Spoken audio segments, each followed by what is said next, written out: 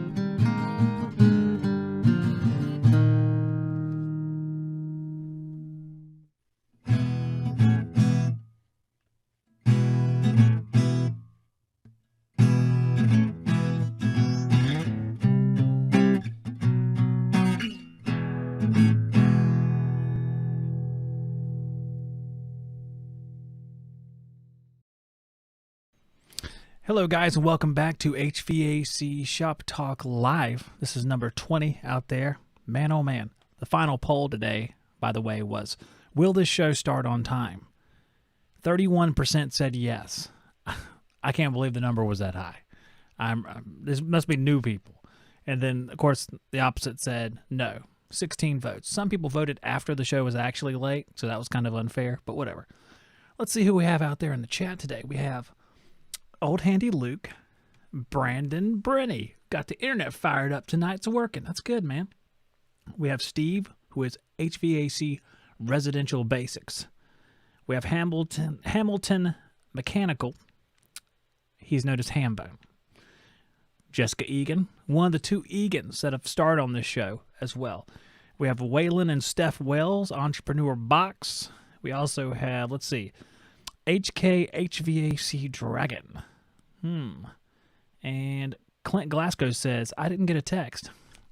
The texting system was down tonight because our head of texting was not on the job today. He was not on the job today. It was bad. It was really bad. So I see right off the bat, Clint sent in a super chat of $5. Thanks. I really appreciate it. All you other guys, why don't y'all super chat too? That'd be great. Juan, the air conditioning guy, was here earlier. Hope he stuck around. It's a lot of fun. Juan, I hope you're here somewhere. I just hope you're here. Dylan Goodwin wrote, do you know any HVAC companies that operate in Carteret County that you would recommend? Now, I don't know. Homer Blackburn was on this show, and he's from up that way. I'm not sure which county Carteret is, and it really bothers me now, but I know that might be his general area, and I don't know what the name of his company is. I just know it's Homer Blackburn. He was on this show before. But if you are looking for somebody seriously, you can email me hvacshoptalk@gmail.com after the show, and I'll put you in contact with Homer, and maybe they service the area you're talking about. Could be. Could be.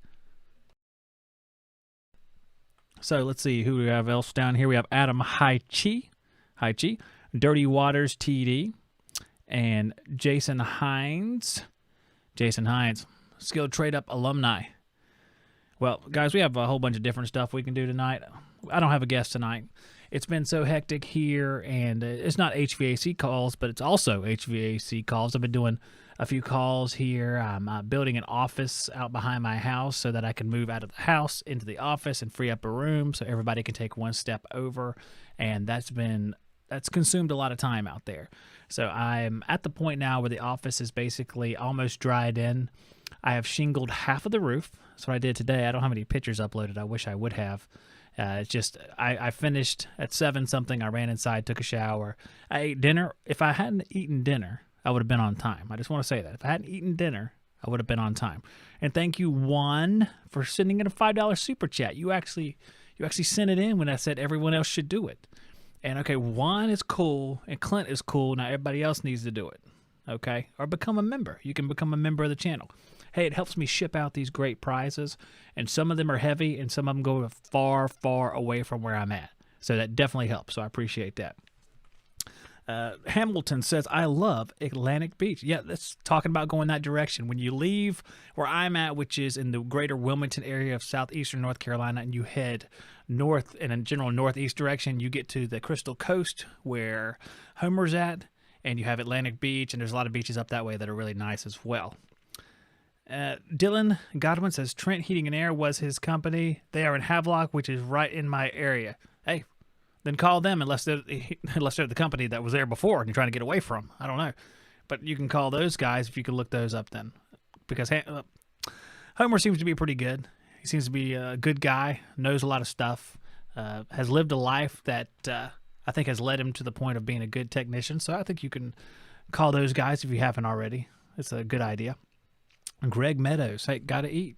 That's right, I gotta eat, gotta eat. You know, I have some stuff that I have tonight. I printed out some of the comments that I have on my videos. So I have those. I have all my skilled trade up questions. And if you didn't know, I printed out a lot of them in case the guys are really adept at remembering everything on the video.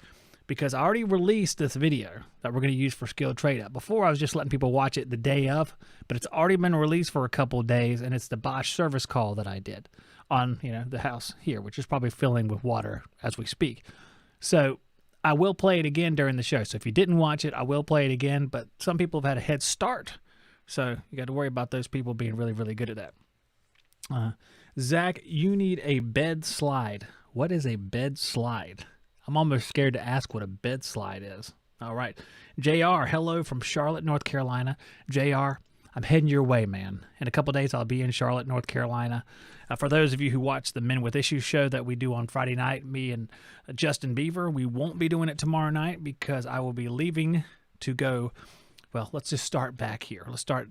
Last week, I wasn't here because I was taking my son up to a program called Boys State, put on by the American Legion, that brings a lot of boys together in Salisbury, North Carolina, which is close to Charlotte.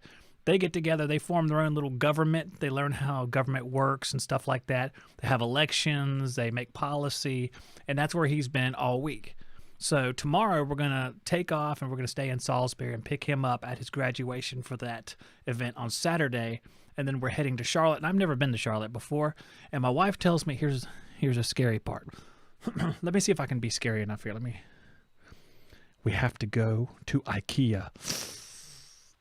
Okay, so we have to go to the IKEA store, which I don't know if that's good or bad. I know it's furniture. I always thought it was like cheap stuff. I don't know. Imagine like 1990s Kia cars or something. I don't know, but we have to go there.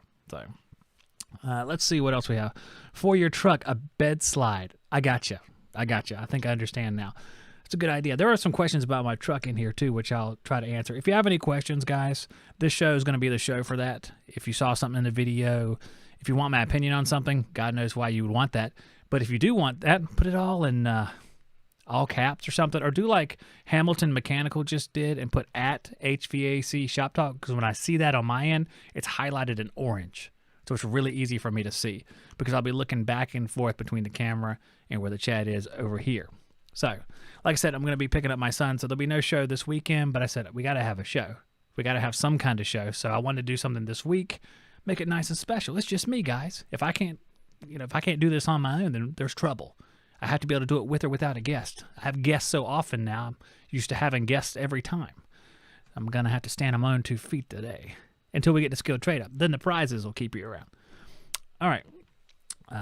Penantive86 say, Zach, how do you live in Burgaw? Oh, do you live in Burgaw, Pender County? I do live close to Burgaw. I live between Burgaw and Wallace, North Carolina, which is essentially right in between the central Pender County and Duplin County line is where I live. Ivan Hall, what's up, man? There's a frequent flyer with the skilled trade up, Ivan Hall. And let's see, what else do we have here? Yep, I'm just everybody's explaining the bed slide and stuff like that. So okay, all right. So I have all these things I wrote down, and we can keep on commenting. If you want to comment and change the conversation, we can do that. We have the power tonight. We have the power to do that. So I have some comments, so I'm going to read one. Here we go. We're going to start with this. This is a comment from Doug. Doug writes, and this is on the truck video, the HVAC Truck Tour 2021. I really like the setup, but curious why you were choosing a pickup versus a van that seems so traditional. Well, I'm going to stop there. There's more to the comment. But the reason why I chose a pickup is because a pickup is my personal truck. I believe that trucks work. No matter if it's a business truck or just your personal truck, I think trucks are meant to work. Trucks are not meant to be pretty. This is my personal opinion. Trucks are not meant to be pretty and, put nice colored stuff on them. Sorry, Tersh Blissett, if you're watching this. You're supposed to load crap into a truck, drive it through the woods, haul stuff around. And that's the kind of car I like. So in my everyday life, truck is the way to go. Now, I mean, if you're doing just service calls or installs, I could see using a van, but this is going to double for a personal and a service vehicle. So that's why I was using the truck. It says, not knocking at all, but since both cost similar, I'm curious. I just answered that. I just went back to HVAC service calls as well after being out of the trade for 5 years, so I'm doing the same, but shopping for a van to get my truck back. Okay. Well, I'm not going to do so much stuff that I think I need a dedicated vehicle for it. As long as I can put together a system, a little modular system with the totes and the tools in it that I can move pretty quickly. What I do is I just get a hand truck and move them back and forth from my shop in the back of the property onto the truck. It's pretty easy. And let's see. Any? Okay, same question, and I like someone dabbed. All right, nice dab. Oh, that was good. I'm like a 12-year-old. Great. So that was the first question there. If I had a choice of whatever service vehicle I could have over my entire tenure of having service vehicles, which has been a slew of Ford trucks and vans, I would definitely choose my Ford F-350 again. I love that truck. It's awesome. I loved it so much. I had one of my brother's friends, or quasi my friend, I guess. He bought it from me, so it's in action. It's driving around locally here. I see it every now and then. Every time I see it, I'm like, there's my truck, man. But I don't need that thing. F-350 with a couple 100,000 miles on it. I got a truck with half that many miles, and it doesn't have to be heavy duty like that F-350, although that thing was great. I love it. I love it. Dylan says, what are your thoughts on the so-called Carolina squat on trucks? I'm not sure what that means, Carolina squat. I don't know if it's something that hangs off the back of the truck. There's some things that hang off the back of a truck that I would never have. I'm not quite sure what he's mentioned, so clarify that. What about the new Ford Electric Transit? I didn't even know there was a Ford Electric Transit. An electric vehicle, I think of, to me, just in my gut, I'd say electric vehicle have a hard time doing the work you want a work truck to do or a work van. But maybe I'm wrong. Jessica says she's annoyed with her tiny Transit.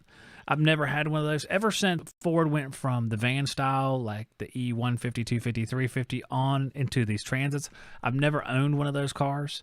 And frankly, the newest car that I own is the Honda Odyssey that we bought a few months ago. It's a 2015. I don't like buying new cars, brand new cars. I feel like it's a waste of money when you could buy something that's used just a little bit, just a tad, and save so much money on it. Plus, with coronavirus affecting how cars are built now, they have there was this whole thing that the car dealership kind of explained to me. And, when car dealership guys explain stuff to me, I'm like, I don't know if this is legit or not. I feel like they're making stuff up on the spot.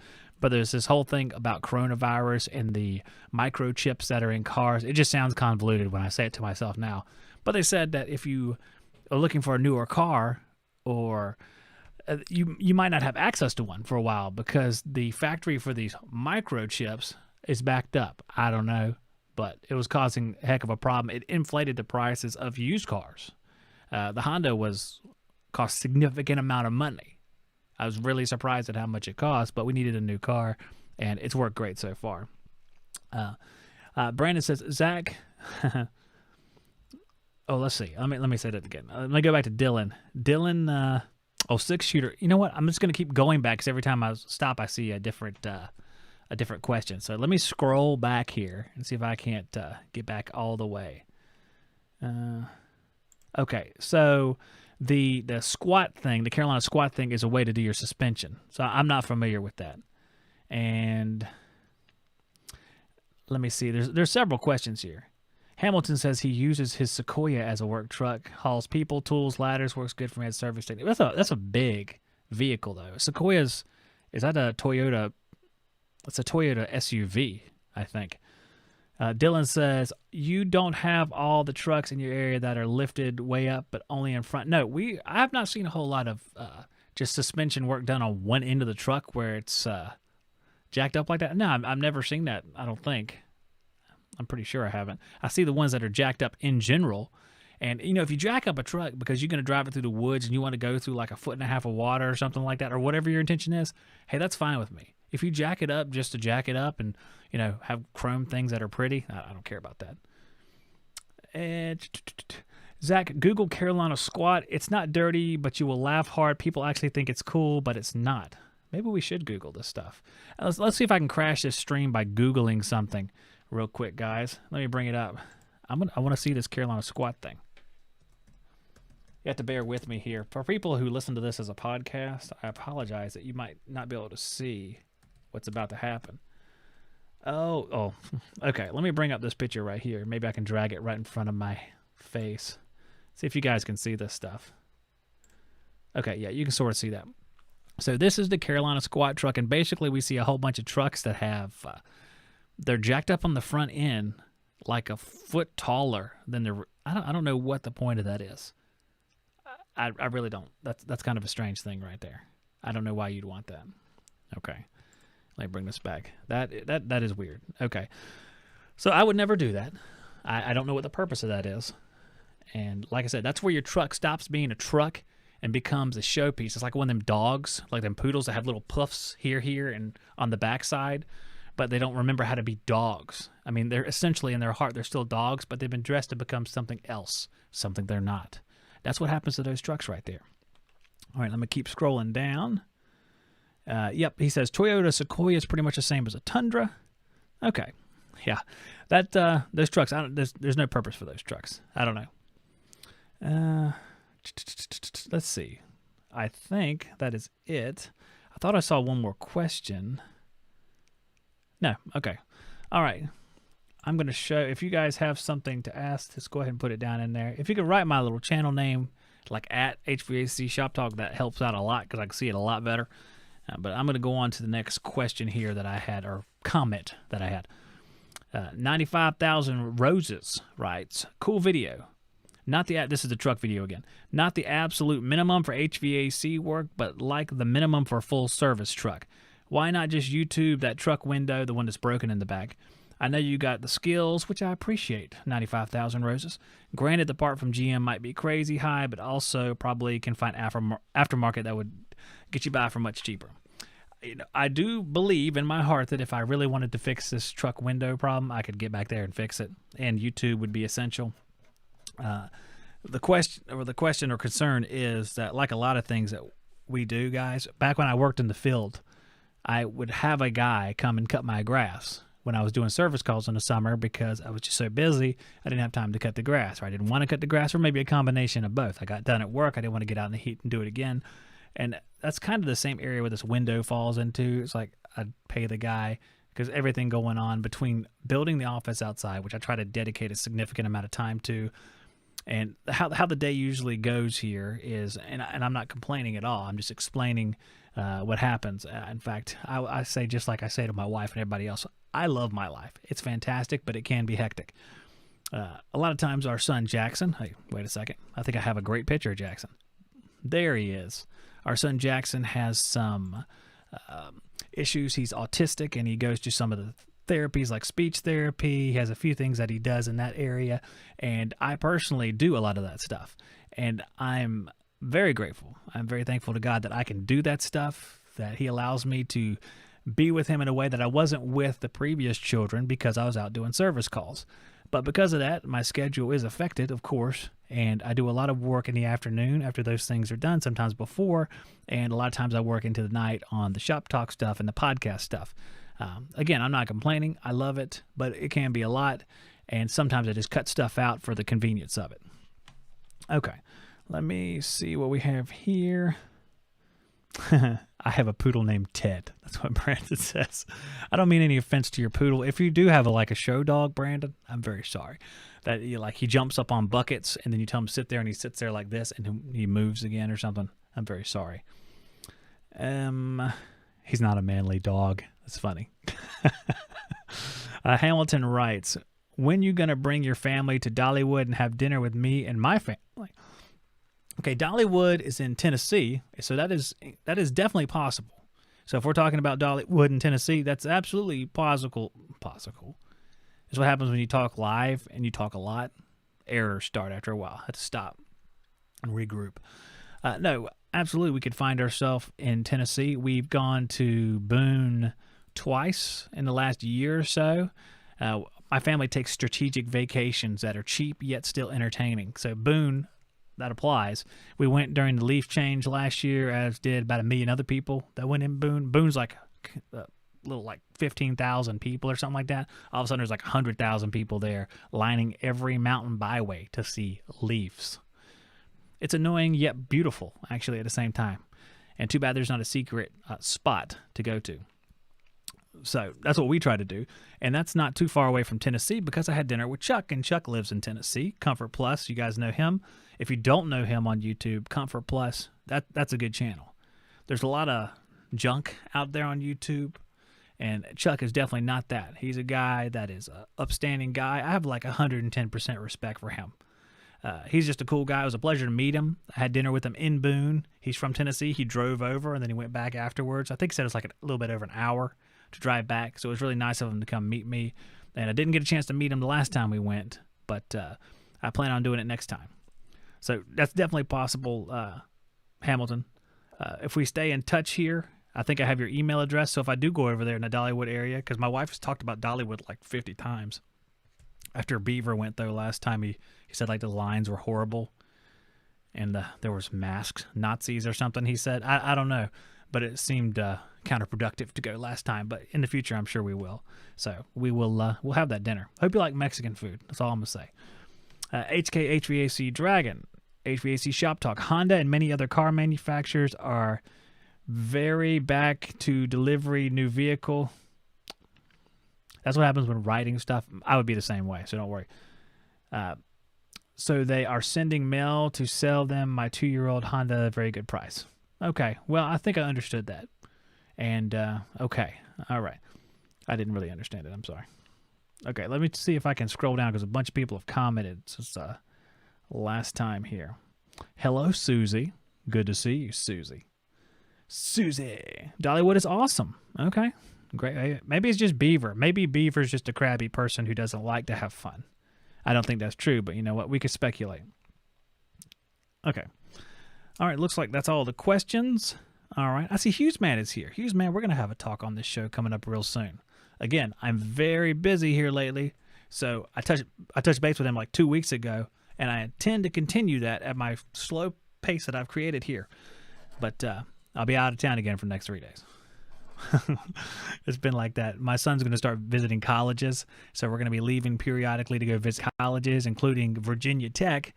So evidently Virginia Tech's like this big military college too. I never would have known that. They have a huge ROTC Corps. They go there, Cadet Corps. I never knew that. But my buddy Curtis lives right there in Blacksburg, right there with Virginia Tech. So I get to meet up with him, have some dinner with him too. It'd be great. I see more.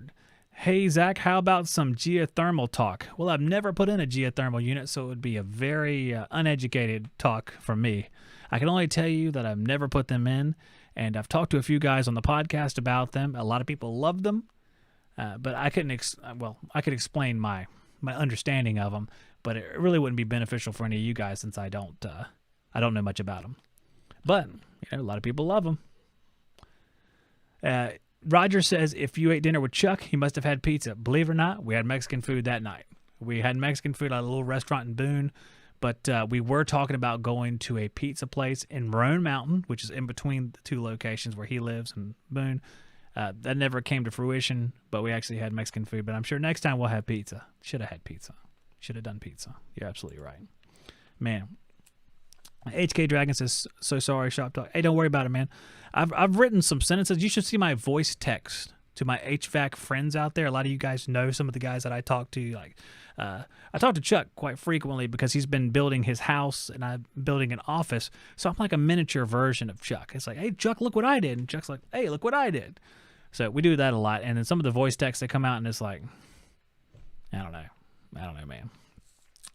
Dirty Water says makeup air talk. Now, we have done some makeup air stuff as residential guy. I'm a residential guy.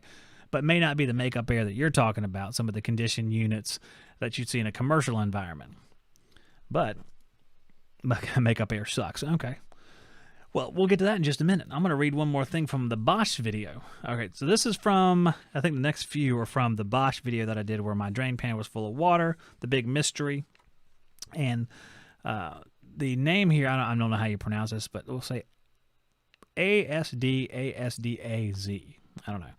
Put in a ton of those IDS 2.0 Bosch units here in the Northeast. Never had a callback for a filled pan. We always use easy traps here since it gives you a much deeper trap than those P-trap style ones. It's true. I was thinking the blower on second stage from the static could suck the trap dry, preventing the unit from draining, flooding the cabinet. Either swap it out for an easy trap or a PVC J-trap. Only difference, P-trap, you have your little P-trap. A J-trap is just a deeper, without the little extension going 90 degrees out of it. We could actually look that up on Google too. I like to put a T instead of a 90 going into the trap. What's funny is I actually do that most of the time. I didn't do it on my own unit. I don't know why. Then just stick a small piece with a cap. It helps for service. I agree. Other than that, I cannot think of what else is doing besides the humidity in your area. Been following the entire Bosch thing. Has to be curious to what's causing the issue. I did come to a conclusion on this. Adam Heisch says, Zach, do you think the AHU is sweating? Okay, so my opinion is, and I kind of left it off the video. There's parts of the video that didn't make it. Like there's little pictures and stuff that I had taken with my phone to the install manual that didn't make it on there. And now it looks like I'm lying because some guy actually called me out on like the install manual. It's like, oh, I took a picture of that, but it's too late. Credibility's gone. Here's what I think happened to the Bosch unit. I think this last time, I think it was sweating. Because I should have taken a picture of the underneath of the unit. It does sweat on the bottom of it. Okay. I think it sweats on the bottom because previous the drain did clog. Because this time the drain wasn't clogged. I mean, I kind of took the drain and, what should I say? I see it draining, basically. Okay. It's been draining beforehand. It drained right after without me doing anything to the drain. Not cleaning it out with a vacuum, not blowing it out, servicing it through a trap, not anything. So it's been draining the whole time. The static of the unit's only 0.3 total static. So the static is not so high that it should cause a drainage issue. Now we can look at the picture I have of the trap and we'll talk about that. But I think the first time it did back up and flood. Why? I don't know. It's relatively new. That would have been a few months ago. I think that was a legitimate clog, back up, and flood of the pan. I think the second time, because the insulation was damaged, it started to just sweat. And it's slowly filling the pan, and it's not evaporating at the same rate of speed that it's condensing on the bottom and dropping into the pan. That is my best guess on what's going on. I should go up there before, because we leave tomorrow. I hate for the pan to be full. And then the kids call me. It's like, it ain't working, man. It's hot in here, man. Although they didn't know when it was off the first time. I walk in from working outside. It's like, it's humid in here. And my sons are sitting there like, I don't know. It's like 80 degrees. They didn't know. It's like, good grief. Let's get to the comments real quick. We can keep talking about that. Dylan says, seems like people don't tend to have good things to say about Goodman. Is there anything specific you know of the, it's kind of subject, we're kind of going off the subject here, but you know what? Subject's HVAC, so I guess we're not. We're not. You keep asking those questions, man. Do you know about the 2-ton GSZ 130-24 heat pump and ARUF air handler off the top of your head? I could build you those off the top of my head. I put in so many of those over the years. And whoever just popped up and became a member, Chase, thank you very much for becoming a member of the show, man. That is awesome. That helps our show a lot, a whole lot. Especially with Skilled Trade Up, especially with everything in my life. The $5 per month membership buys me one stud board. And that's all I want out of people, one stud board. Just so I can run some, I can't even remember what it's called, some blocking. I need some blocking in my eaves, okay? So that's it. That's like a total brain fart here. Okay. Adam Heisch says, wrap the outside of the air handler. That's actually in the instructions there. Oh, that's part of the video. Yeah, it's in the instructions, wrap the outside. That seems like an incredible inconvenience to wrap the whole air handler up. Here's my thought here, and we'll get back to the comments here in just a second. My thought was, I'm going to take like some 1-inch foam board, like insulating board, lift the unit up 1 inch, just set the board underneath it. See if that suffices for keeping it from sweating. You guys let me know what you think of that, okay? I'm going to go back up and get back on that comment. Sorry about that. Dylan, okay, you're asking about ARUF 1824-16, GSZ 130-24, 1. ARUF 1824-16. So that's a really common air handler and really common condenser. GSZ, the Z's R410A. The previous would have been R22, would have been GSH. Because of the model number there, it is 13 SEER, 2 tons. GSZ 130, 024 is 2 tons. 13 is a 13 SEER. That's like their basic unit. Their basic unit. Amana had the same one. It was ASZ, and it matched up with the same air handler. Really basic air handler. There's some good things about it and some bad things about it. I mean, the good things about it's simple. So if it breaks, you can fix it pretty easily. The bad things about it is there were some issues periodically, like ARUF 1824 would have had the blower timer board, and they tend to, the relay go bad on it. Sometimes very dramatically, like it would go bad and blow up or something. It was dramatic. It was dramatic. Goodman has had a long tradition of making blower controls that suck, and they've kept that tradition alive with the blower board, but it's been around for like 20 years now. Before that, it was a stack relay, and this is what I have to say about the stack relay. It's bad, okay? Very, very bad. I can almost... My favorite thing is the guy who worked at the place that sold Goodman had a Goodman at his house in a closet, like in the center of one of the rooms. There's like this closet, and the whole house wraps around it. Open the door, you have this air handler. There's like a service video I have of this thing like from years and years ago. And there's like all these relays stacked up right there where if one goes bad, you just put in the next one. And that one goes bad, you just put on the next one. And they will all go bad. Oh, yes. Okay. Dirty Waters TD says not enough insulation. Maybe that's talking about in the air handler itself. I think that's pretty standard stuff. R4 insulation in air handlers. Or, maybe you're talking about something else. Insulation got ruined. That's right, Adam Heisch. The insulation got wet. The little air pockets compressed. It's basically junk now. And maybe I can just substitute it with this board, which y'all have probably already commented on, but I don't see it yet because I'm still up top. Again, I want to say thanks to Chase Campoli for becoming a member. I encourage all of you guys to super chat and membership immediately. That's not shameless. It's only shameless if you do it in an underhanded way, like, guys. Well, I'm not even going to do that. Okay. Super chat away, guys. Don't let me stop you. Let me see. Let me go back up. All right. Very inconvenient in a hot attic. Haha, yeah. $5 does not buy a stud. Brandon, it does buy a stud when your local hardware store has overstock from before the pricing change, and they sell them for $4.59. I'm not saying where, because I don't want you guys to go buy them. Because I bought literally 60 of them so far, and I'm going to buy a few more to do some blocking, and that's my secret. I shouldn't have said that much. I should not have said anything. Jerry Hall says, we install thousands of Goodmans per year along with Train in multifamily projects. We have minimal problems with Goodmans. Yeah, Goodman, I don't know. Goodman, to me, is I had a lot of bad experiences with it that's holdover, and a lot of those bad experiences were, 10 years ago. And I understand that. And there's some weak things about Goodman, like the blower board. It's one of the weaker things about it. But, it's like the devil you know. If it was on my house, whatever. It's fine. It's okay. Can't run away from. Yeah, it's like Dirty Water says. Goodman's decent. That's pretty good. Goodman and Ryobi all the way. Jason Hines. I see what you're doing there. Ryobi is the single greatest power tool brand that's ever been created. Hold for effect. I love Ryobi. I'm sorry, I just love them. The air conditioning guy says, could your humidity just run too high?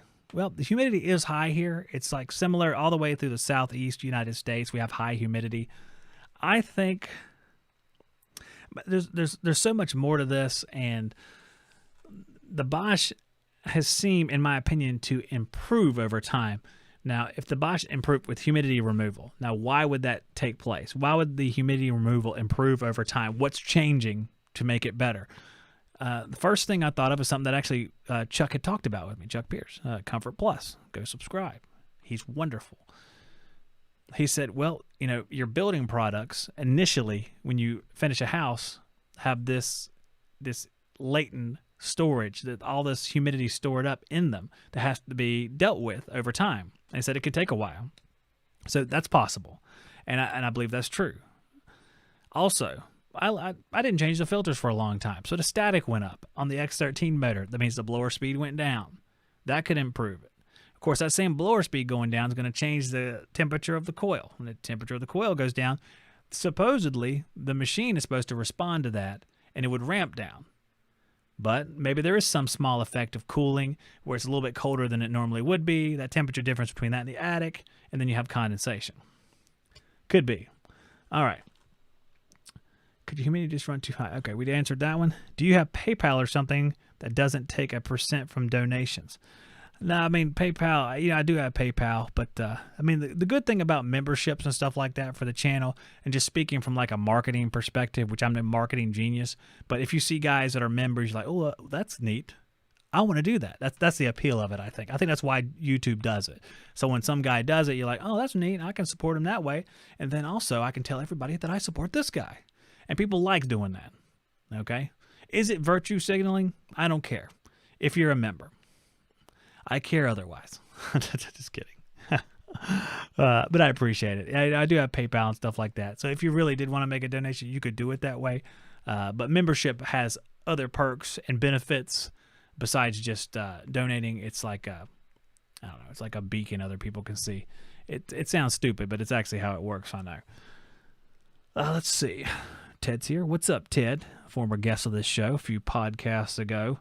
You never change your air filter so it slows down the air. Right. You never change the air filter. But, okay, going back to that, if you slow down the air on the Bosch, on a regular system that has an X13 motor, it's going to slow the air down. It's going to get colder on the coil. Therefore, that coil, the latent capacity is going to change. Sensible heat ratio is going to change. Okay, that makes sense. But the temperature of the overall air handler is going to decrease. The air going out, your temperature difference is going to get higher between return and supply. That could cause sweating. But the Bosch is supposed to run off of line temperature going back. So if it gets too cold, you figure it would ramp down. That's what I figure it would do. That's why I kind of discount the theory that the slower air affected things. And I think the Bosch perhaps ramps down to create a longer runtime, and maybe that can treat humidity, but doesn't explain our condensation problem. So longer runtime, yes. Lower temperature, no, supposedly. Okay, let me know what you think, guys. I mean, we're just talking. Some of this stuff is just we're just hashing this out and everything. Coil getting dirty, Clint Glasgow. I haven't looked at the coil. I should look at the coil because I have not done that. Let's see.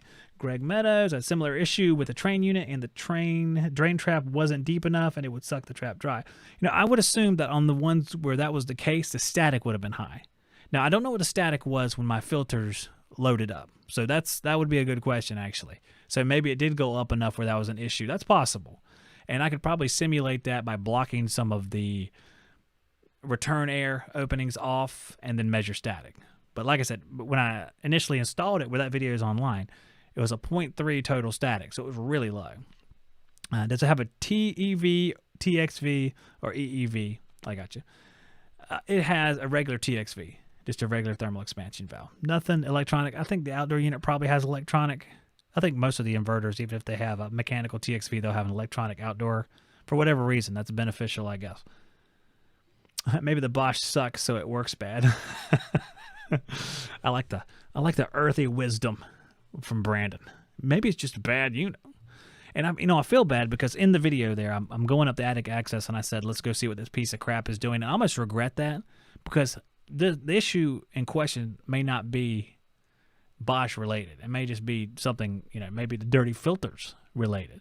So there are things that were Bosch related with the Bosch. I mean, humidity treatment is definitely Bosch related. The first day I was starting the unit up, or moving into the house, in fact, it was broke. The breaker that sits where the heat strips are, it wasn't letting any electricity pass through. It was bad right off the bat there. It had run for a little bit beforehand because I started up before we moved in, but that breaker was bad. I was so irritated by that. I said, this is the first day. it's the first day. But, I got over it because I had a few breakers laying around. I think I just passed a wire through, just mated the wires together with like split bolts or something because the breaker's not needed. I have a disconnect right there at the unit. But I was angry. Ted says the Bosch is an incomplete product line. I think that's reasonable. But if you add in a Meristar, maybe that completes it. And what I'm assuming he means is that they have one unit, but they don't have all the variety of units, or maybe higher or low, like your good, better, best. Bosch is just one of those. Maybe that's what he means. He can say whether that is the case or not. Okay, do I work on residential boilers? I do not. There's no residential boilers here. This is coastal North Carolina, and I've never seen a residential boiler here, although I think there are a few. I've only seen them in commercial environments, and I really wasn't working on them. At the time, I was passing by going, hey, look, a boiler. Then walked onto my heat pump. So, why don't they make a static pressure drop alarm that goes to your thermostat? Well, probably because people don't want to pay for stuff like that. People want to pay for whatever gets them cold air, and that's the end. You're like, let me give you these extra features. So, does it make the air any colder? Well, no, it doesn't do that. But we have great alarm features. You tell me this thing's going to break? No, it's not going to break. Of course not. All right, I don't want that stuff. Give me the 14 SEER unit. Let's go. All right, let me, let's see. Anyone else out there? Jerry Hall, off topic from the Bosch. I have a newer oceanfront home with high humidity. Have a 90-pint Honeywell dehumidifier in the attic ducted in. Anyone have issues with Honeywell? Oh, that's a good question. I don't know. Don't use a lot of dehumidifiers, like separate dehumidifiers. Trying to do it all with the HVAC system. There's been a couple times when I've had to think of alternatives. I know one house actually right there on the ocean at Topsail Beach, which some of these guys are going to know where that's at. We actually added a mini split to handle the cooling, kind of backed off the central air, and the mini split runs and kind of ramps up and down. And the air itself, we turned into a zone system, so it has multiple. I think it's 2 zones actually. I did a video on this one too. How to install a zone system. It's old. Boy, that was some crazy ductwork right there. Was it all from the book? No, sir, it was not. No, sir. There's someone who wrote the Manual D book, John Manual D. I don't know, whatever his name is. He would look at that duct system and go, what's the static on that? And I would go, not tested, sir. I do not like bad news. But it did work pretty good. And I was too ignorant back then to test it anyway.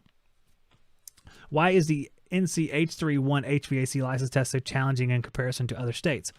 Okay, what Chase is referring to is we have contractors' licenses H3, H2, H1, and trying to remember which one is which. H3 is the residential up to like 15 tons. They're new now. They're different now. They're not new.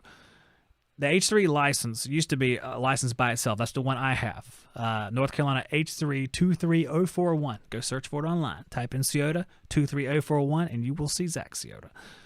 You might also see some other Psiodas. You might see 23044, which is my brother, or you might see like 13, which is my dad's. My dad has all 3 of them, H1, H2, and H3. I never got the other ones, and I've got mine so long ago, it was 1999, that they hadn't split them into H3 1 and H3 2 at that time. The test was back in 99. I was 19 years old, so I was kind of a younger person to be taking the contractor's license exam. We took a class in preparation, like a 6-week, twice-a-night class or something like that, with one of the inspectors to prepare me.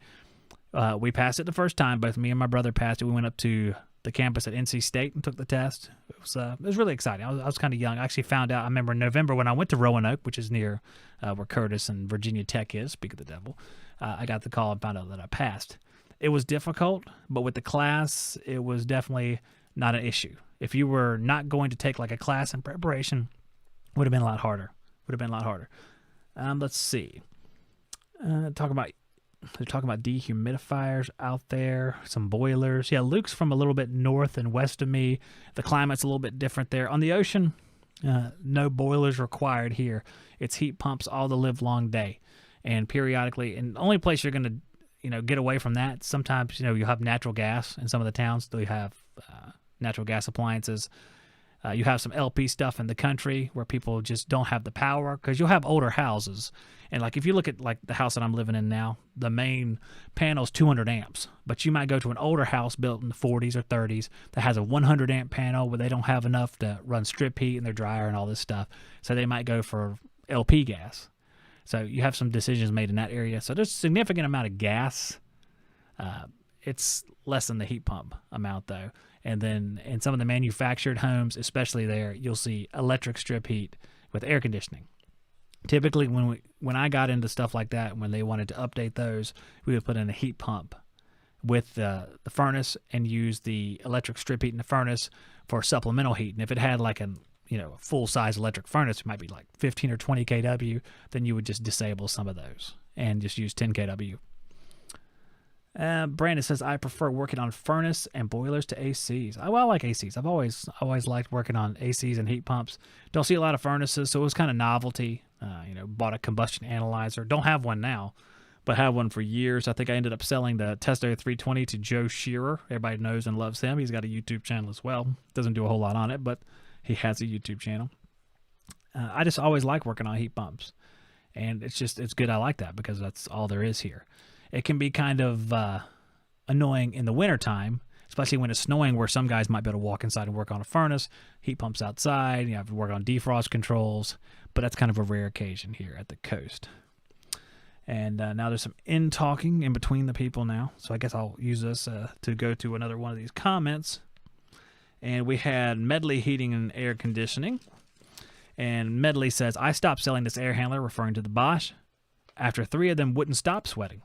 Called tech support, and they told me it is installation error. Everyone loves to hear that when they call tech support. Yeah, it's your problem. I can accept that if it's true, but dang, can you please tell me what I did wrong so I can learn? They actually ended up wrapping the entire units. That's what they did. So you guys know, Medley is in Texas. So that's the kind of climate you're dealing with there, not too dissimilar from North Carolina. There was a reply to the comment, and it says, interesting, my company has done a ton of Bosch units in the Northeast, never had any issues here. They appear to be the same as other brands as far as the insulation inside the units. Seems like the South is having nothing but issues with them. Now, the Northeast is definitely different than the Southeast as far as humidity issues. I myself don't see any difference in the amount of insulation the Bosch has in any other air handler. They're all R4, I think. I think they probably have to be R4, or else they're all going to sweat, especially in the South. Because in the South, you can go down in the crawl space and the ductwork, which is R8, might be sweating just because the temperature difference is so high and the humidity difference is so high. You have a dew point that's so far up there, it's just so easy to get some sweat going, even with a small amount of thermal change between the air inside the duct to the outside of the duct. There's just enough cooling happening across that insulation to get a whole bunch of sweating. It's I see my name is highlighted in orange. Let's check that out. Let's head over to the chat, guys. Let's see. Ted's close to finishing his shop. That's good news. And air conditioning guy says, Shop Talk, maybe it was a Goodman breaker. Well, if a Goodman made a breaker, it would definitely not work. That's all I know. It's just based on their relays, I assume the breaker wouldn't work, although Goodman didn't make any of that stuff. I mean, Goodman stuff, in fact, Goodman condensers and heat pumps used to have AMRAD capacitors, which are thought of as high quality, even though I saw plenty of them go too. So everybody used to have GE motors and things like that, and now there's Broad Ocean motors. So you can make arguments that even a Goodman unit from 20 years ago had higher quality parts than some of the nicer units today. Let's see. The unit is only gathering humidity from the environment it is in. Control the area. It's not the unit. Now, the insulation is the same in the Bosch unit. So what would cause the Bosch unit to sweat, whereas another unit wouldn't sweat? I don't think it really is a Bosch-related issue in this case. I think it actually is water ruined the insulation, and now we're going to get some sweating. I think that's what it is, and I think that would happen to Bosch, Goodman, any other unit along the line that allows it to happen, except for the Trane Hyperion stuff. That wouldn't have been affected because they're not set up the same way, which makes them look good in this particular case. Let's see. Luke says, I don't like Goodman anymore. Well, that's too bad. I mean, Goodman's all right. I mean, I don't know. I talk trash about Goodman because I think it's fun to do so. I wouldn't mind. If someone wanted to put a Goodman in, it wouldn't bother me. I mean, guys, I don't think we should get hung up on that stuff because, Goodman has some benefits. Really, the simplicity of something is a benefit. If you can fix something by just going to your truck, especially my truck, and it's limited stock. If you can fix it, just going to the truck and coming back, that's a good day right there. People are happy. There's so many units nowadays which is not the case because it's not feasible for a company to have all the parts.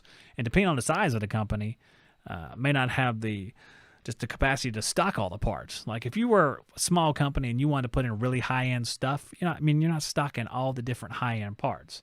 And you would expect your supplier to supply those, but sometimes suppliers, they don't have stuff. And know what stuff they don't have? Fancy high-end parts. They're all out of those. Like back in the day, whenever we're going to all put in X13 motors. Do you have a module in stock? No. It's in Uruguay, and you have to go pick it up yourself. It's a 50-day drive there, and you have to fight the natives to get the module and then bring it back across ice and snow and put it in. And guess what? You ruined it because you got moisture in there. So now you got to go back and get another, except for the tribes fighting and destroyed them all. That's what happens. That's an actual story. Zack would be great in the field, but he has managed to stay out of it. Hey, I was in the field the other day. I was actually in a field earlier. I walked right across it. I had to get somewhere inside because of the air conditioning. Nah, I'm just kidding. Like I said, my day today, I went to speech therapy. I came back. I put half a roof or I shingled half a roof, or I finished shingling half a roof up to the top of it. I'm going to put a ridge vent in the office. I'm going to put some soffit vents to create a little flow here so I can do like Eric Kaiser said. I can create a chimney and suck all the air conditioning through my lights. I'll fix that problem, by the way. I'm going to fix that. Go back and listen to the Eric Kaiser show. Well, at the beginning, he explains all that. But, like I said, I'm putting a whole lot of effort into that. I think it's something Ted could probably understand because he's doing the same thing. He's putting a shop together now. Now, mine's much smaller. Mine's just going to be office for, this sort of thing. It has nothing to do with doing service calls. I have a shop in the back for that. It doesn't need air conditioning because if you're going to do service calls, you better be used to the heat. But this office is going to be for all my equipment for what I'm doing here with you guys right now. Let's see. But I was meaning that I think they're talking back and forth. So it's hard, unless you get into it, you can't find out if the comments are to like me or to like each other until after you read it. I think they're talking about something else. All right, let's read something else. All right. Nana wrote me, says, why did you abandon ICP? I feel bad because I feel like it's like I'm at like a train station and ICP's like on the waiting dock. And I'm like pulling away with my hand against the glass like this, and ICP's just looking as a tear or something like that. There's nothing so dramatic as that. That's blew that way out of proportion. Abandoning ICP. I mean, ICP is a good unit. I don't put many units in, so I pretty much abandoned the entire installation industry. The last unit I put in, the Bosch, was because I had a deal with Bosch that they would sponsor the show and send in the Bosch unit. And, of course, I would, in exchange, I would advertise for them on the podcast and stuff. So that's how I got the Bosch unit.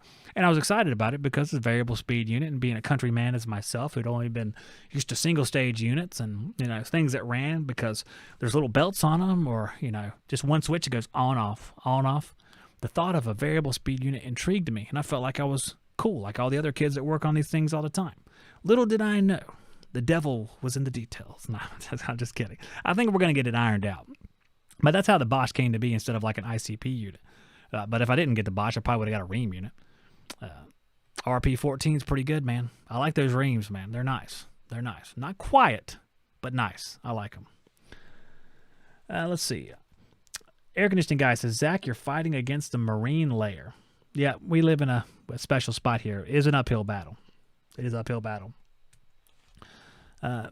The Blue Collar Hustle said, need some episodes on starting and running a one-man business successfully. Hey, I did a few episodes on that back in the day. Now it's kind of, it's not accurate. If I were to make that like right now, that wouldn't be, it's not like it would be authentic, but there's guys that if 100% of what you do is HVAC in the field, that's what you want. Like I used to have videos of that back in the day when everything came from the field. Now I split time. I do podcasting stuff and I go out in the field as well. But I could literally not go out in the field and be just fine. So you don't have that urgency. A lot of things change with that sort of mentality. So I have some videos 10 years ago for that. But I think there's a lot of guys out there. Like you have Zach Desjardins, who's Quality HVACR. He's a one-man company. He's kind of doing that. But for those who get in like to the other stuff, the other half of the business, I don't know. I guess Zach does that a little bit. I've talked to him on the show about that. But I can't think of a guy who's showing like both sides of the business. I tried to do a little bit of that like a year ago, but with coronavirus, it got all screwed up. Let's see. Metal roofs can last near forever and just look better. Well, I'm putting shingles on this roof. Jason Hines, look at you. Look at it. See, now we got another member right here. That's what I'm talking about. Soon my army will be complete, and we will rise up and... Oh, we're not ready for that yet. Okay. Well, thank you, Jason. I appreciate that. Jason Hines, a STU guy, skilled trade up. We're going to do that here in a little bit. I've been talking for a while. Good grief. It's been almost an hour yet. Man, oh, man. I was going to talk about weight loss because I lost a bunch of weight. We can talk about that in a minute. Yeah. We can talk. Maybe we can play STU and keep on talking. Who knows? But I have to get ready for tomorrow to pack up my bags, too. Man. So much pressure to think of it, man. And I had a few more comments to read. ICP, but, in general, ICP, I didn't leave them. I love ICP. I don't put in many units. So, put in Ream, put in ICP. Yeah, whatever. It's a supplier that you like, or, when I came back and was working in the field again, I wasn't hooked up with Ari Michael. That's where I bought Heil from. So I just asked my brother if I wanted, I said, can I get a Ream from Jim Air? I'll get a Ream from Jim Air. That's what happens. All right. Let's see. Adam Heish says, Dew Point, where does the water come from on sweating vents in the ceiling that is having infiltration issues of air leakage around them? Yeah. Well, you know what? We could talk about that. There's a few different reasons. If the air gets cold enough, it's going to condense on, lower humidities. It really depends on the temperature of the air, and you're going to, like you say in dew point, you have a dew point and you have an apparatus dew point. Apparatus dew point is like the coil dew point. There's a certain temperature in which an evaporator coil, at least a section of it, is going to start to condense. Okay, well, that can change different conditions. Do you have to have infiltrating air for something to sweat like a grill? No, you don't. But I think that's the main reason it does. That's why you see them in the bathroom all the time. I think a lot of air comes back down through the bathroom vents. Of course, you have a lot of humidity in the bathroom anyway. There's different reasons it can happen. Infiltration, I think, is one of the big ones, though. Air Conditioning Guy says, all the units that are not made to withstand your high humidity will fail. I've seen the stuff you guys demo. It's all rust. And it depends on placement. We got people who place stuff in the crawl space. It's like, what are you thinking? What do you think? And here's what we're doing. We go to the job. This thing's bad. Needs to be changed out. Like, who put this in the crawl space? And then we'll just put another one in the crawl space. I'm like, okay, well, they must have known what they were doing. No, I'm just kidding. Sometimes we'll put them like a package unit in outside, but still you're in a high humidity environment no matter where you are. And it's on the ground too. So we get a lot of rusted stuff. Remember, guys, all you guys in the chat love each other. Remember that. We're having a fruitful discussion. Christopher Rogers says, can you seal an attic and stick 2 supply lines with a small return up there? Seal the attic. Okay. There are things you can do with conditioning in the attic. All right, what we're going to do is we're going to talk theoretical versus real world. There are things you can do. I've done jobs, and it's been a long time. Like over 10 years long, where people condition the attic. They would foam the rafters, condition the attic, and that would improve the situation in the house. Okay, we could probably do that. The biggest issue I have with that is we don't have money to go foam in the house and stuff like that. It's just not possible to do that. And I do believe that the solution is yet out there with the resources that I have on hand. But there are things you can do. If you're willing to spend money, you could fix any problem with enough money, I think. Anyway, you just got to think of the solution and then pay for it. And I think that would work because I've seen people do it before, and I think it's a good idea. But I think for me personally, hey, a podcaster with like 7 people at their house, we're lucky we can get bread. John Harrell says he'd rather work in the crawl space than the hot attic. It depends a little bit, but the crawl space is definitely nicer in the summertime as far as coolness. It is nice. The attic can be rough. And the guys are still talking to each other. Let's see if we have anything else here. I think I had one more comment. Oh, it is kind of, I think of trailers. Scott says, hey, y'all, I was wondering if anyone ever put a heat pump on the coil on top of the furnace. I think talking about electric furnace.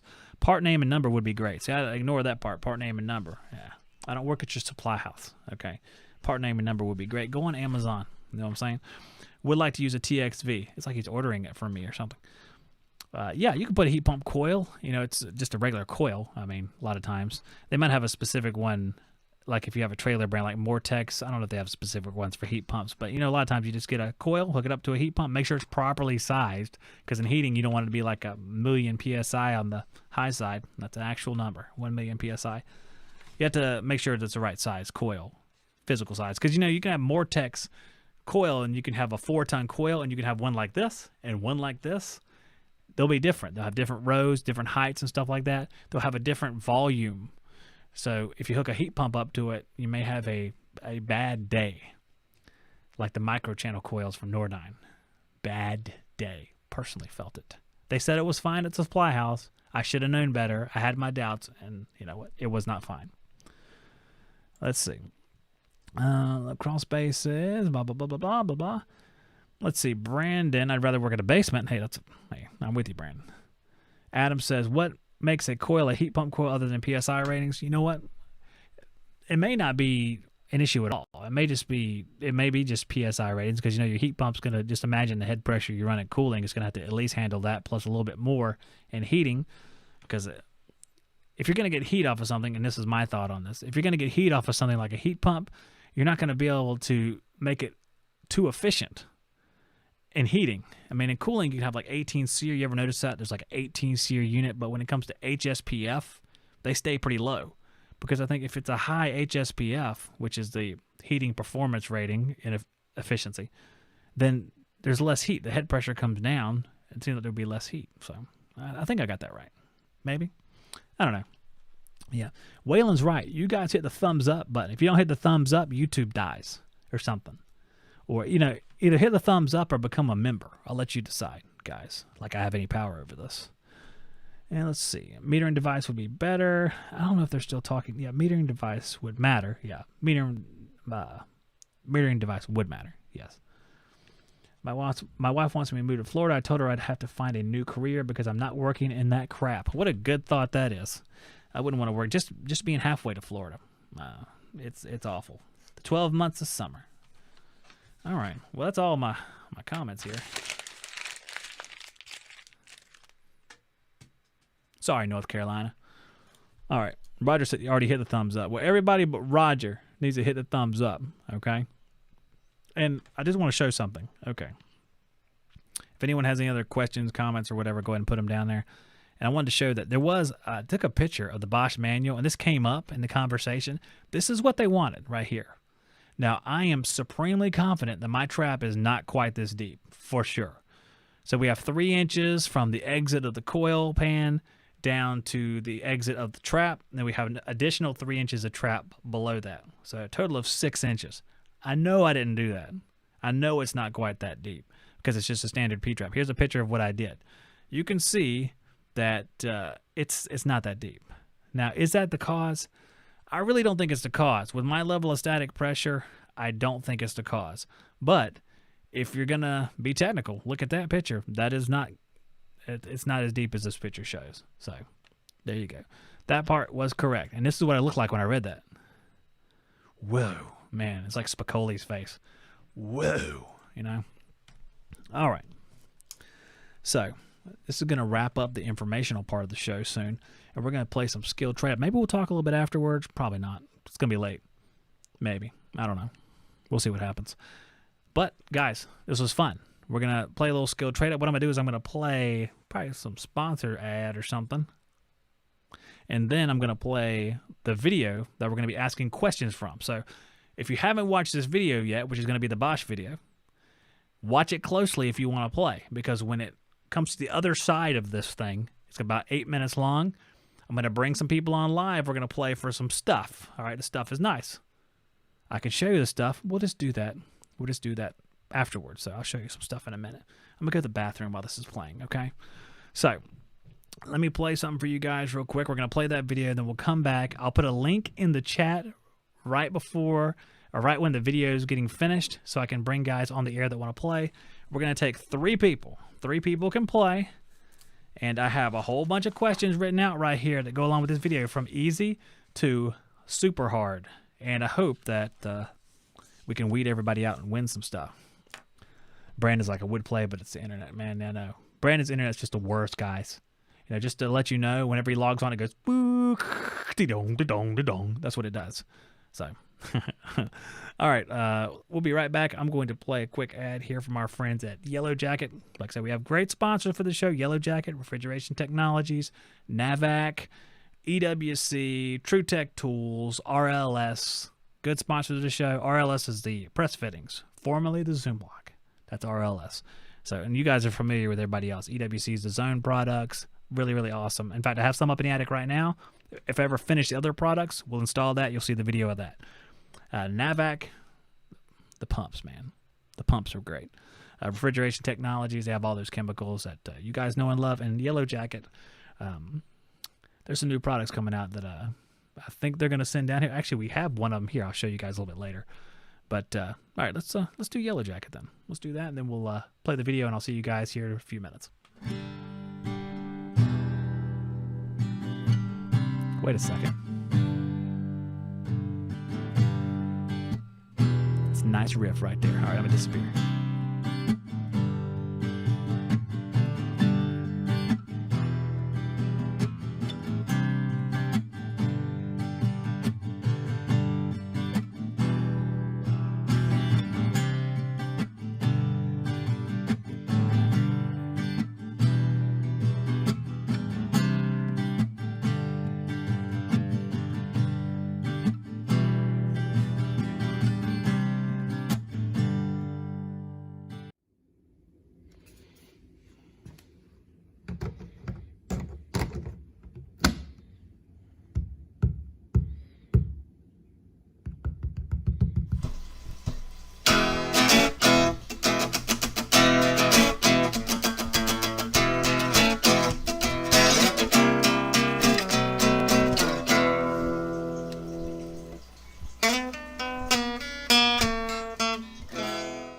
So the Bosch is now on.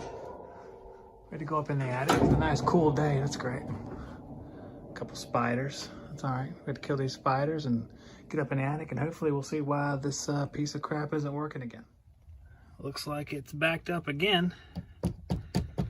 I'm not quite sure why this is happening. It's full of water. It's tripped the float switch. And now I got to pump it out. I can probably pour it right back into the drain here as long as it's draining out. I know it's been draining out though. That's the strange thing about it. It has been draining. I've watched it over the last few days.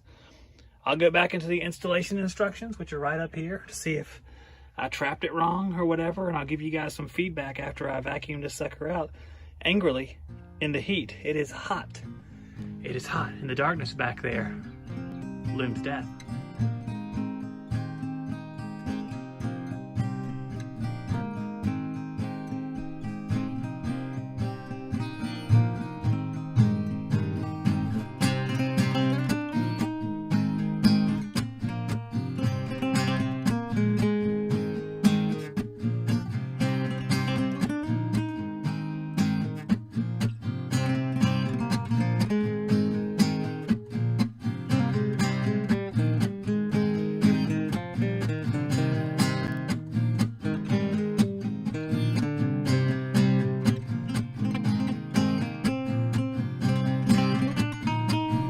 I have this hand pump right here we're going to try to use because this thing takes forever because it only fills like 2 or 3 inches.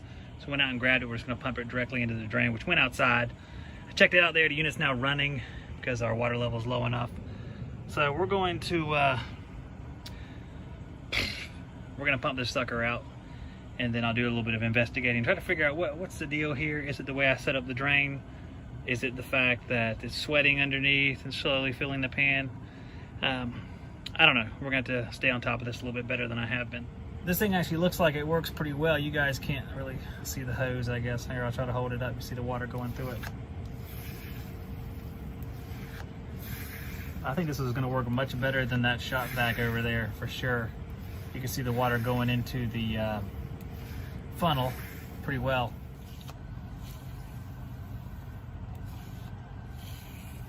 It ought to be a nice large puddle outside by the time we're done. All right, we got it down to like 1/4 of an inch or so. There's still a little bit of water in the base pan, but if it doesn't leak anymore, this will evaporate pretty quickly. What I'm going to do is I'm just going to come back here in a few hours and check it again because I have no faith in this machine. But maybe that's just me. Maybe I did something wrong, and that's quite possible, judging from my what my wife says and my years of wrongingness. Wait, is that right? All right, I'm looking at this section 2.0 installations in high humidity environments. It says when the unit is installed in a hot and humid place, the humidity inside the installation space exceeds 86 degrees Fahrenheit and relative humidity of 80%, which is possible for sure. It is recommended to insulate the cabinet exterior. Okay. All right. Well, you know, that could cause a problem right there.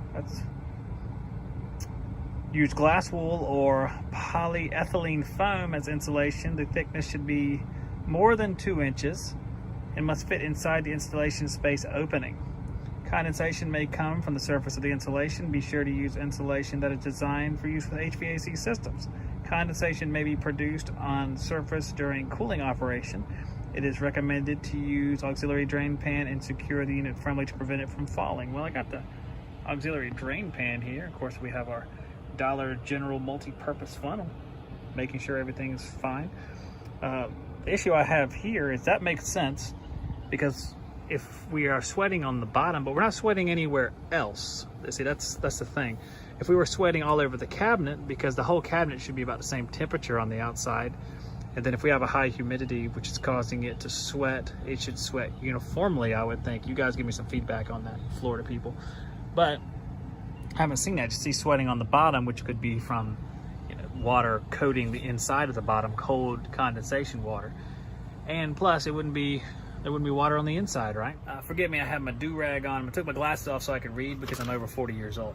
So, if we would have had no water on the inside at the bottom, I would be inclined to believe that that might be the case. It's just condensation. But we don't have the uniform coverage of condensation. But even despite that fact, we had water on the inside. It wasn't forming on the outside and dripping. It was on the inside leaking out. So, drain issues. I'm looking through this book. I don't see anything about the drain. I'm going to keep looking through it in case I miss something. But let's look through the book downstairs. Let's try this one more time. Oh, we're down to 78 now. A nice, sweet 62% humidity. We'll see what that humidity drops down to after it runs for a little while. We're in second stage of blower, as you can see over here. Have a message. Probably change your filter since I never do. Yeah, look at all that changed filters, man. Good grief. Let's get rid of those. We don't need that anymore. Filters are doing great. Wait a second, they look pretty dirty actually. What have I done? Perhaps this dirty filter is responsible? No, it can't be because this is the Bosch. It modulates based on temperature. So, I'll read up more on the Bosch later. I can only take so much reading at a time. I had to come outside and work on my other projects since it looks like it's not going to rain, oddly enough. Just take a look up there. It has looked like it's going to rain like for the second half of the day here, and on the camera it always looks brighter than it does in person. I have my other project right here I'm working on. Just made Jackson's play zone there. Got my award-winning grill, and I got to get back on this project as long as it doesn't rain. I had to put those last rafters on here, the hangover. I didn't have a long enough ladder to get up there. I'm a 6-foot guy, so got to put those rafters on. I know you guys are saying, like, Zach, what makes you a carpenter? Did you study as one? No, I did not go to college for carpentry, but I do read the Bible, and there's a lot of carpenters in there.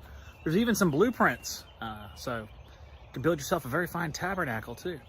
Well, I got caught in the rain there. Old glory still prevails. So we are almost done staining this front porch. Look, there's the part that hasn't been stained a second coat yet.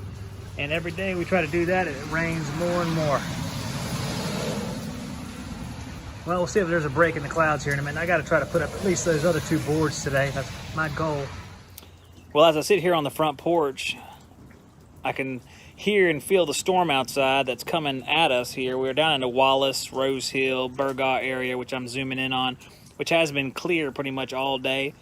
But you guys can see that storm is coming. It'll be here shortly, and it's going to cause a mess right here. So I'll just go read my Bosch manual quietly to myself.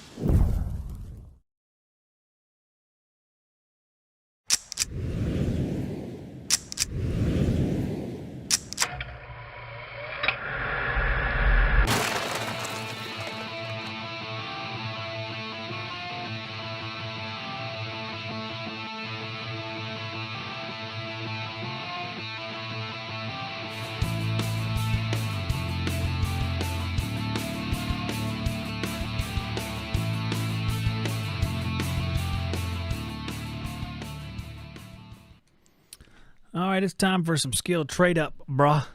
Yep. Questions forming there. I'm going to put that link out there in just a second, guys. Zach, how big is a cubit? Cubit's 18 inches, bro. Old Testament knowledge right there. No, wait. It's 18 inches. It's 18 inches. I'm almost positive. I read a lot of stuff with measurements that had a little number by it. I had to go to the bottom of the page, and it said a cubit's 18 inches because there's all these sort of things because literally when they have like the New Jerusalem, they're measuring everything out. Whenever the whichever one, in the Exodus, the book of Exodus, when they're talking about building the tabernacle where the Lord lives with them, it's like architectural, man. It's like every square inch is described how it has to be. It's wild. It's and it's not exciting either. It's neat that they did it, but it's definitely not exciting. And then I think they do it again when they're building it. They describe everything again. Acacia wood, great. Don't drop the ark. It's not worth dropping the ark. Whatever's going on, hold on to the ark. That's what you want to do. That's my advice. Elbow to fingertip, that's about 18 inches. I guess that is what it is. Okay. Let's see. I'm reading the Old Testament. Hey, man.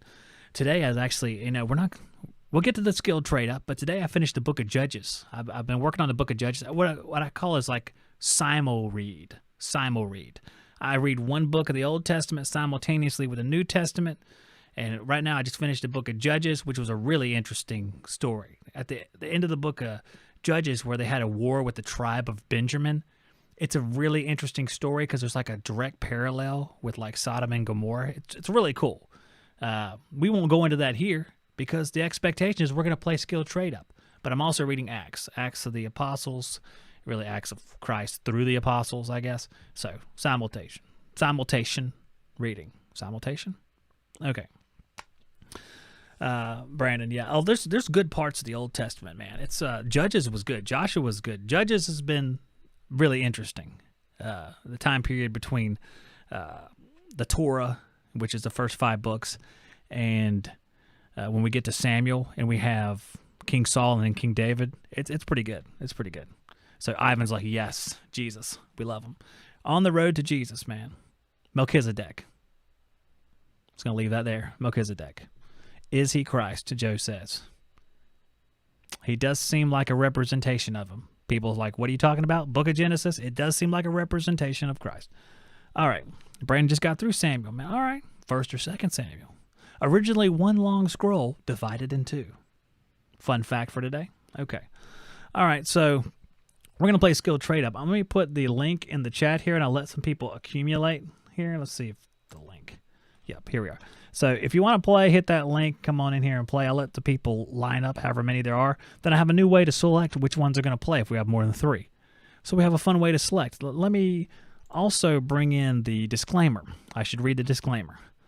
Disclaimer is, this game may not be fair. You may not win, even though you believe you should have. The winner may taunt you, justifiably. If you bring up things I did wrong, I may eject you from the game. If you find spelling errors, just keep it to yourself. I spell suck. How's that? English speaking Zach. All right, so that's a disclaimer. Again, we may bring it up during the game if people get foggy about it and feel like they want to be critical. I'm just kidding. And again, this is my son. His hair is like fire coming from a person's head. It's fantastic. Joe says he's noticing more Jesus followers in the chat. Yeah, you know what? It's not just you notice Jesus followers that weren't there before. You notice them feeling like they can talk now, which is nice. Anybody's welcome here, but absolutely. Okay, we got a few people appearing down there. I see people appearing. So we'll give it another minute, see if anyone else wants to appear. I got this great thing with the spinning wheel that we can do. It's a little tacky, but we can definitely do it. Yeah, Ted, that's a good thing. That's a really good thing. Yep. I've been doing Bible verses at the end of the show. I hadn't selected one for today. I'll tell you the truth. When I go take Jackson in case you guys forgot, this is Jackson. When I go take him to speech therapy on Tuesdays and Thursdays, that 30 minutes is usually used to read. So that's when I finished Judges today. And Brandon says, man with issues actually encouraged him to read the Bible. That's what I'm talking about, Brandon. All right. Feeling useful. That's good. All right. Lifelong Catholic. Never read the Bible. Man. It'd be interesting to get your take on it after reading it as a Catholic, and there would be some great follow-up questions for that. Hey, man, somebody sent me money on PayPal. I want to thank you out there. All right, we got 3 guys here.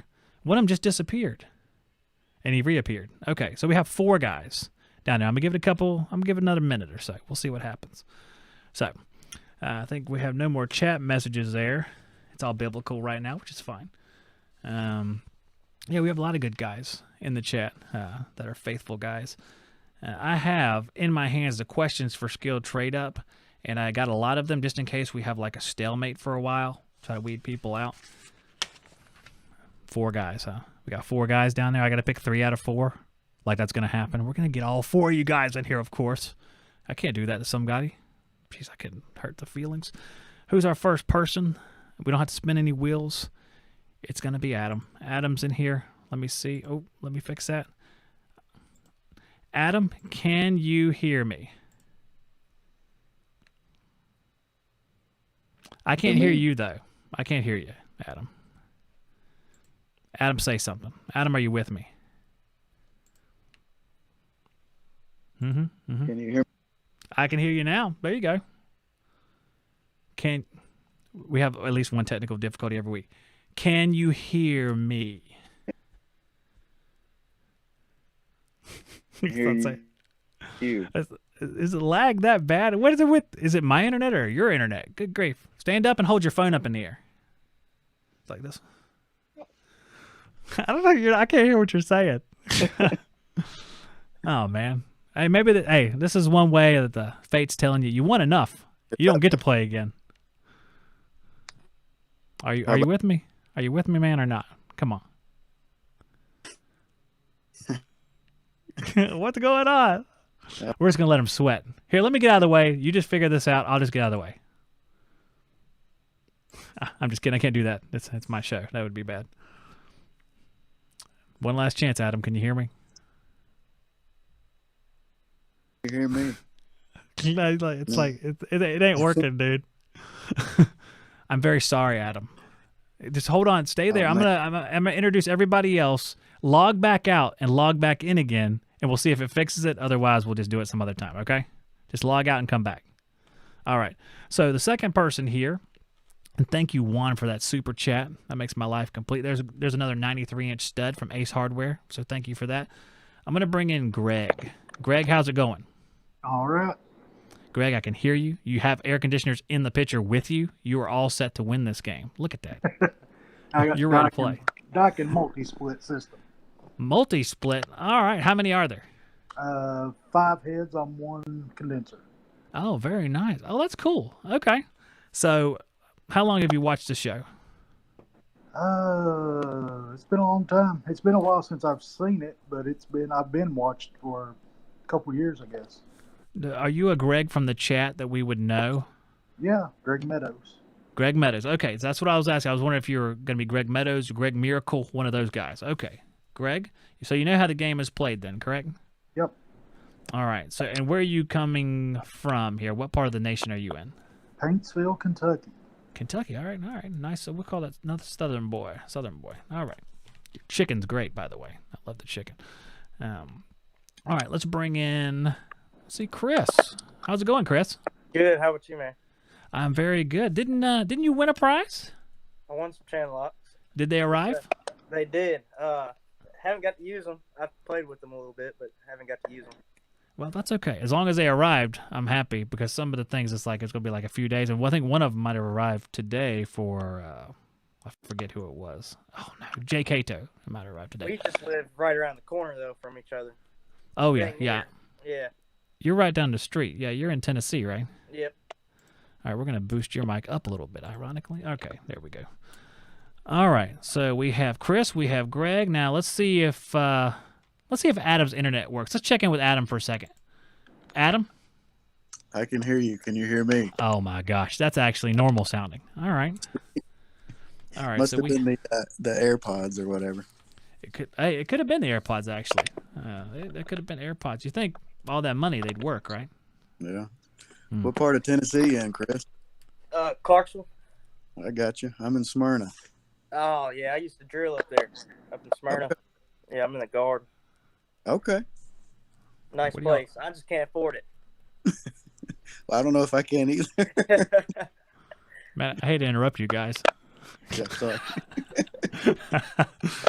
Guys, like, they have this whole other conversation. I don't even need to be here. All right, Adam.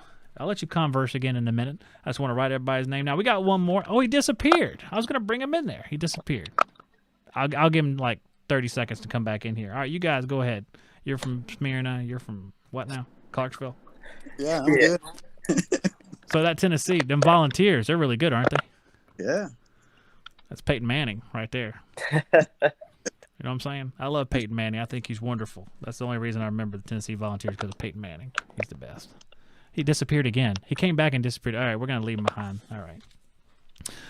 All right, guys. So the new and exciting skill trade up where you have to watch the video. Did everybody watch the video? Yep. Yeah. Okay. Adam, did you watch the video? I believe so, yeah. It's a video that just came on like a second ago. Yeah, I saw bits. Oh, this should be good then. All right. All right. Well, your winning's over today. All right. I don't know. Somehow this guy will win something. I don't. He'll come out here with like $1,000 prize or something I don't even have. Okay. So we're gonna take turns. We're gonna start with Greg, then we're gonna go to Chris, and then to Adam in that order. And I'm gonna ask you questions. If you get to 3 wrong, you're gone. Okay. 3 chances. Okay. All right, so I may offer you something before you have to go. I mean, Chris is familiar with this process. He had some Knipex stuff. I hope that was right. You did get the Knipex ones, right? Yep. Yes, sir. Okay.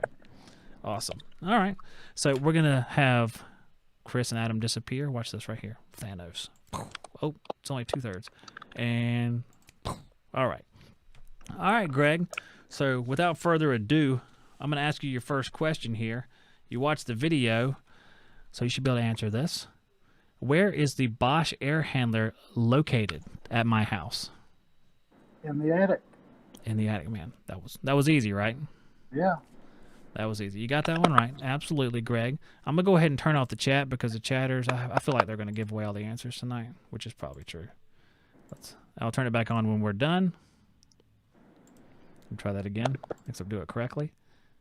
So you got that right. Excellent job. I'm going to duck you out, and we're going to move on, and we're going to talk to Chris for a second. Chris, what brand corded vacuum do I pump water out of the pan with?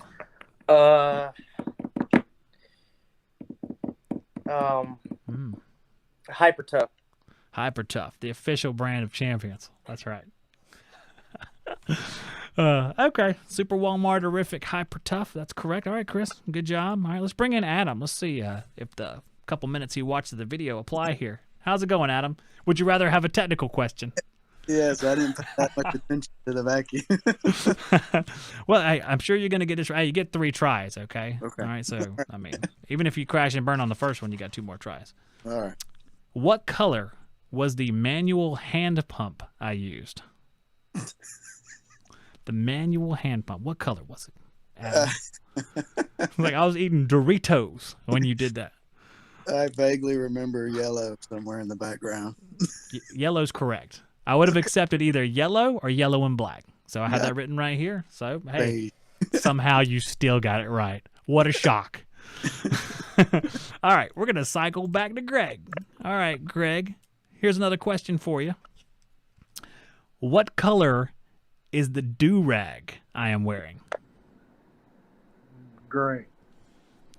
That is correct. Man, you guys are good. All right, Greg, we're going to keep moving. You're on a roll there. I mean, you almost got as many right as you got heads on your mini split. That's actually nowhere near. You got like 5, so that's a lot. All right, let's bring in Chris. Chris, why could I not finish the rafters on my office build? They're too long. No, you didn't have a tall enough ladder. That's what it was. The ladder was too short. That's correct. That's right. Man, you guys are good. You guys are good. All right. All right, Adam. You were lucky that first time, but I think it was yellow. What? Oh, this is great. I wonder how closely you did watch. This is the last one of what I call the easy group, okay? We talk about humidity at dew point again. Yeah. You asked me about enthalpy. Forget this crap. Yeah. What bug? This is not the question you imagine. What bug did I need to kill before I worked on the system? Even if you don't know, you can guess some bug, you know. In the attic, I would assume. Well, I don't know. Probably a wasp. Well, you actually got one wrong. It's a spider. It was a Spider. spider on the pull down staircase on the way upstairs. Man, I Yeah. can't believe it. Mm. You Darn. got two more, though. You got two more. Don't worry about it. This is a new experience for Adam's like, this is the different way. I don't know I don't about even this, man. do it with my hands. Yeah. All right, well, just relax. You're off the screen for a second. You'll be back in just a minute. We're going to bring back Greg. Greg's on a roll. I don't think Greg's wearing a shirt. Greg, are you wearing a shirt? No. Greg, there's a small chance he's completely naked right now, which is, there's no rule against it. All right, Greg, half clothed as you are. How warm was my house when the video started? 80. 80? You know what? It's 80. It's probably 80 at your house too. That's the reason why you disrobed. That's fine. Like I said, there's no rule against it. And as long as we stay up here, we'll be good to go. So good job, Greg. Let's bring in Chris. Chris, what do I say looms in the darkness behind my air handler? What do I say? What looms in the darkness? It's not Pennywise. I'm gonna say the street light. No, it's actually, I say, when I look back in the darkness of the air handler in the hot attic, I say death looms back there. I'm very dramatic. Death. So you missed one. That's okay. There's two more. All right. And you never know. Someone might miss two. It might be right now. Let's see what happens with Adam. All right, Adam. You're tied with Chris right now. Felt like I should have took nothing. Hey, there's probably somebody out there. Back in the day when Ted and Overtime used to do this stuff, there were people that had notebooks full of stuff. I can imagine. It looked like Professor Nash's wall from Beautiful Mind when the movie, whenever what was it, Russell Crowe played him, and had writing everywhere. That's what it looked like in those notebooks. It was a little creepy, but they knew down to like what the color of the mailbox was when they were driving away. It's intricate. It's not going to be that intricate on this particular question, but we're getting there. So, what brand funnel is in the PVC vent? What brand funnel? Adam's like, I don't know about this, man.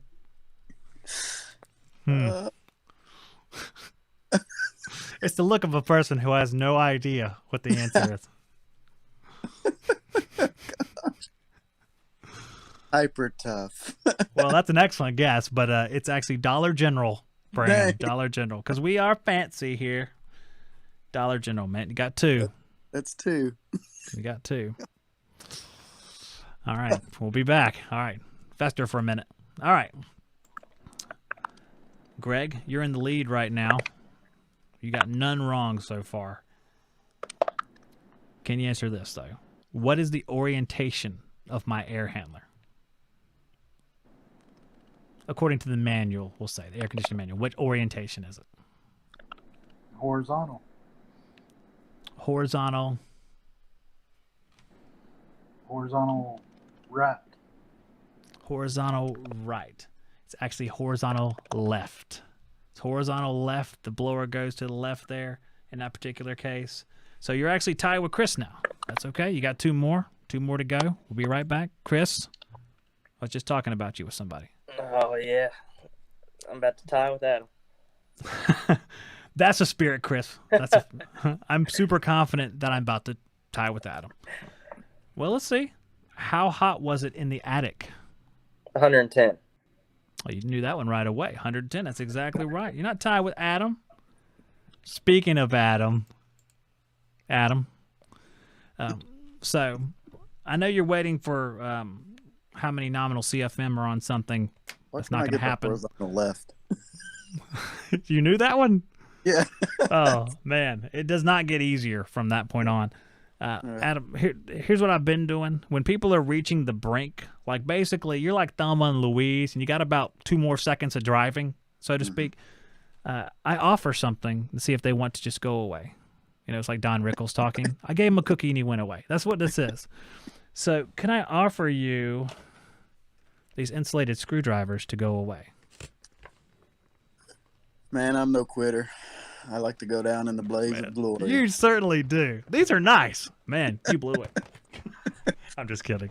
This dude right here, Adam, he goes to the limit. The reason why he does that, because a lot of times, you know, he would win like something. What was like the biggest thing you won before? Oh, I got the AccuTools Micron gauge. I got the Sawzall, I believe. Oh yeah, you won the Sawzall. There's been a few. That's the voice of a winner. So okay. In this particular case, we're going to find out. Yeah. It was a different set of circumstances then. Yeah. According to me, how deep was the water in the pan when I stopped pumping?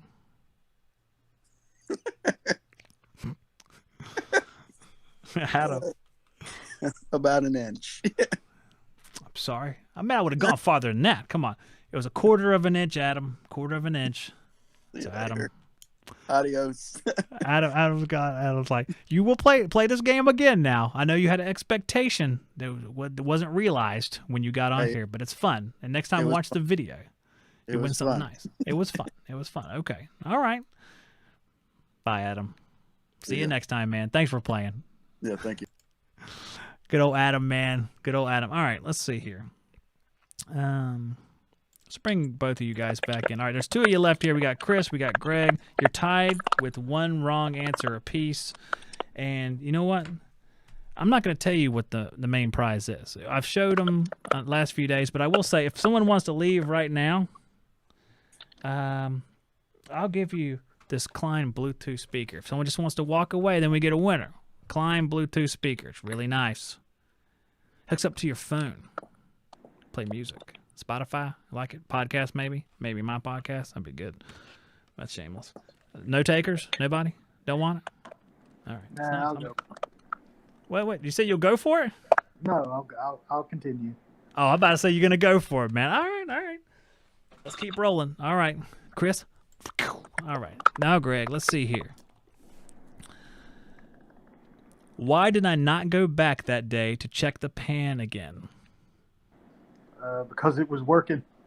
Because it was working, and I'll take that, but because I stopped caring because it was working. So yes, I will accept that answer. That's absolutely right. It's like, it felt cool. Why would I want to go back there? Yeah. All right. Good job.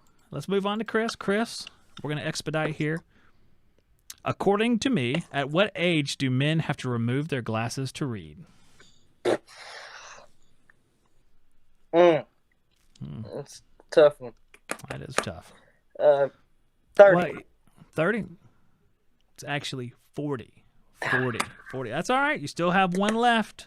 You want that Bluetooth speaker now? No, sir. No. All right, man. All right. Okay. That's fine. I'm actually, how old do you think I am? I'd have said 36. God bless you. I'm 41. What a nice man. And you look like you're like 23 or 22 or something. How 24. Old are you? 24. Okay. So first starting in the industry. How long have you been in the industry? I've been doing duct work since I was 14 with my granddad. I'm just now doing service work, about a year in it. It's much better, isn't it? Yeah. It's a lot better. Yeah. I did duct work. I came up summers when I was 15 years old, started working for my dad doing duct work and stuff. Oh my gosh. That's all I've been doing. My uncle, my granddad been doing duct work, and I'm like, all right, I'm done. Service work done. There's a reason why you were doing that, because they didn't want to. And, yeah. It's like, go do all the runouts. We're going to go upstairs and wire something or whatever. Yep. Yeah, I'm familiar with that tale. Okay, stick around. You got one more chance, and I'm sure it's going to be fine. All right, Greg, you're in the lead now, as of right now. What temperature is my house when I leave the attic? 78. That's absolutely right. 78 is the correct answer. Greg, you're on fire. All right. Let's see. Chris might be put out of his misery here, so just hold tight. Chris? It's coming soon. This is okay. When I make the questions, there's like I put 1, 2s, and 3s beside them. It's like easy, medium, hard. We have like 3 or 4 more medium ones before we get to the hard ones. So just keep that in mind here. No speaker, right? I'm not pointing at a speaker, but it's down there. Sure? No speaker. I'm going all the way. It's nice, man. It's a nice speaker. All right. What stage is the blower in when I come check the house temp at 5 minutes and 50 seconds into the video? Stage 2. You're absolutely right. It is stage 2. That's exactly right. You're still alive. All right, hang in there. Still alive. Let's bring it back to Greg. Greg, what color? This is the fun part. Where'd Greg go? Greg disappeared. Oh dear. Hold on. Let me try this again. Greg. What's funny is I see Greg's picture at the bottom of the screen, but here on the screen it's black. That's very strange. But I see you're down there. You're yeah, okay. Well, we're gonna keep on going because it's still working. What color are my home's front shutters? Chris is like, I'm glad I didn't get that question. What color? Oh, there you are. You popped up. All right.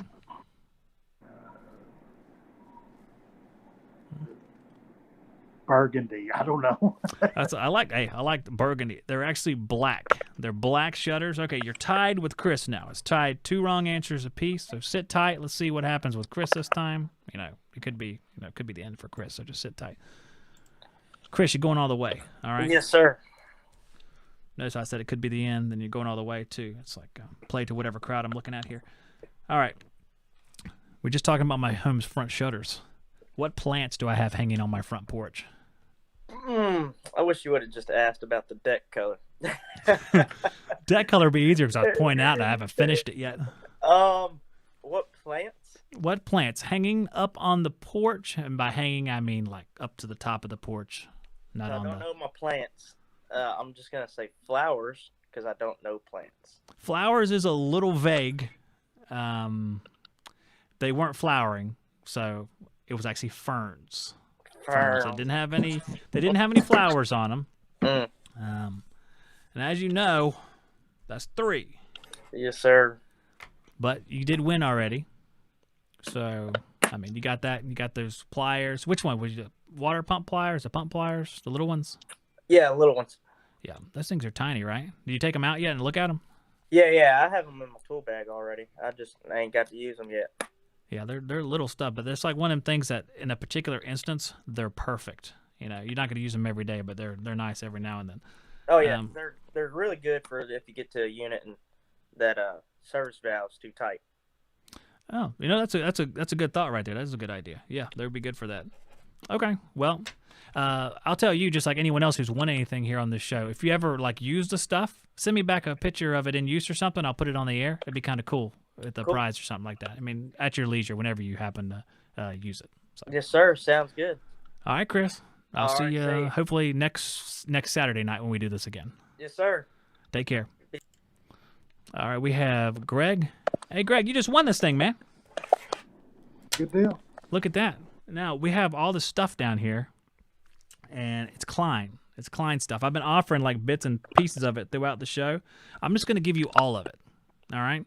I'm going to give you the speaker right here, which is really cool. I mean, this is kind of like a cool thing. Just not at work, too. I mean, you could do it at home. I'd probably use it while I was working the yard or something like that. And we have the insulated screwdrivers, 8-in-1 interchangeable insulated screwdrivers, which are very, very nice. And we have a nice brand new Klein multimeter, the CL600 multimeter. So all you have to do to get all this stuff shipped to you is email me at hvacshoptalk@gmail.com with your address and name, and I will ship it all to you. Alrighty. And you just use it and have fun. Like I said, if you use it and you get a chance, snap a picture of it and send it back to me. You can email it back to me. I'll put it on the air. It's just really cool to see the guys using this stuff once it arrives. Okay? Alrighty. All right, Greg. I really appreciate it, man. Don't forget to email, and I will see you next time, okay? Okay. Take care. All right. That was Greg. Greg's our big winner for tonight. Really cool. Greg Meadows, congratulations. You won a lot of great Klein stuff. Big thank you to Klein. I'll turn the chat back on here. Let me see. It'll take me a second to do this, guys. Edit the chat. Save. Okay. All right. So big thank you, guys. The chat's back open, and chat away. Chat away. We can talk for a few more minutes. I did want to talk about like the weight loss thing because I thought it would be kind of worth it, because I feel like I was in the same position that a lot of us are in as far as weight. Don't forget, guys, who win, send me your information, HVAC Shop Talk at gmail.com. Greg Meadows, good job, guys. Adam's funny because Adam's played this game so many times when it's just like the straight up trivia questions. One of the reasons why I did it this way, it's kind of even the field between guys who know a whole lot and guys who just got into the field, because we want them all to be able to win. And a lot of times the guys who have been around have the nice stuff already because they're already established in the field. So it gives everybody a chance to win. And you see Greg won there. Greg. And he was buck naked. He won. So that's pretty good. So I never paid attention in class. Adam's great. We have a lot of fun. We had a good talk on one of these STUs, just going over what was going on. In fact, we should got an update. We can do that next time, Adam. Come on the air for a few minutes and talk about the job stuff if there's been an update. Thanks, everybody. I did join a bunch of other social medias at the request, in fact, of former guest Homer Blackburn from up there on the Crystal Coast, suggested that I get on TikTok. Now, TikTok feels about as unnatural to me as anything else in this life, but because viewers may be on TikTok, I'm trying to upload some content there, and on Instagram, I'm trying to do it periodically, trying to participate, because that's one of the ways you get the word out about the show. And as someone who does one of these shows, kind of have to make an effort in that category. Even though I might think a social media, some of it is quote-unquote stupid, I will try to use it and see if we can get something out of it. And if you guys are on those things, in no way we're calling you stupid. It's just sometimes it feels unnatural for me, probably because I'm probably older than you. Well, it's just, it's somewhat unnatural. Facebook still feels unnatural to me. And there's a lot of junk online, so I tried to steer away from that. I didn't have to use my spinning wheel today. It's just a virtual spinning wheel. I was going to, if there was a whole bunch of guys who came up into the chat all of a sudden, I would have had a little virtual wheel on the screen to pick 3 guys to play, but we only had a few, so it's good. And yes, Sounding Six, yes, you can be buck naked. Just, we don't want to see anything, but keep it classy and on the level on the viewing screen, and you can be doing whatever, within reason. You know what I'm saying? Okay. Dylan says, I wonder how that Klein clamp meter compares to that Unity that NorCal Dave talked about before. I think it's a little bit different. The Unity is more built to be compact. I think, if I'm thinking about the right meter, I'm not sure if I'm thinking about the right meter. I think he had a little compact meter, so Unity. Maybe. I don't know. So I want to talk for just a second about losing weight, because I've had success at it, and I feel like, while I don't want to be like, hey, look at all the weight I lost, I do want to tell you how I did it. So if one of you is out there, I mean, it's a way you can potentially become healthier while you're in the field. Because while I was in the field, I wasn't as heavy as I got after the field, but it's not a lot of aerobic exercise out there in the field. So what had happened is, over the years, I'm 6'3". I'm relatively tall, and I've always been into my late 20s, right around 200 pounds or a little bit more. So as my age got advanced, my metabolism withdrew, and I could no longer drink soda all day and watch television. So I grew all the way up to 278 pounds, 6'3", 278 pounds, well into the obese category. The obese category for someone of my height is 240 pounds. So almost 40 pounds above that. On a couple of different occasions, I have tried keto dieting, which did work, but a lot of people said it's not a long-term solution because you're cutting out huge chunks of your diet. It may not be as healthy because you only eat certain types of food, and that proved to be the case. I did lose a whole bunch of weight on keto a few years ago, but then it all came back and even got worse. So in November, there's a couple different things. Greg Meadows, my email is hvacshoptalk@gmail.com. Let me see if I can put it on the screen. I might be able to do that. That would be a little bit easier. Yep, there you go. There's my email right there. I'll leave that up there for a second. So in November, I started two things, and they may seem unrelated to you, but they are not. I started to change the way I behaved as exercise-wise, and I started reading the Bible every day. And that seems unrelated, but I guarantee you that those two things are not. So what I did was, it's not like I stopped eating foods that I loved. I ate all the same foods. Before I came on the air tonight, I'm 2 minutes late because I was eating country-style steak and gravy, rice, and filled peas. That's not exactly a healthy dinner, and I could probably improve upon that.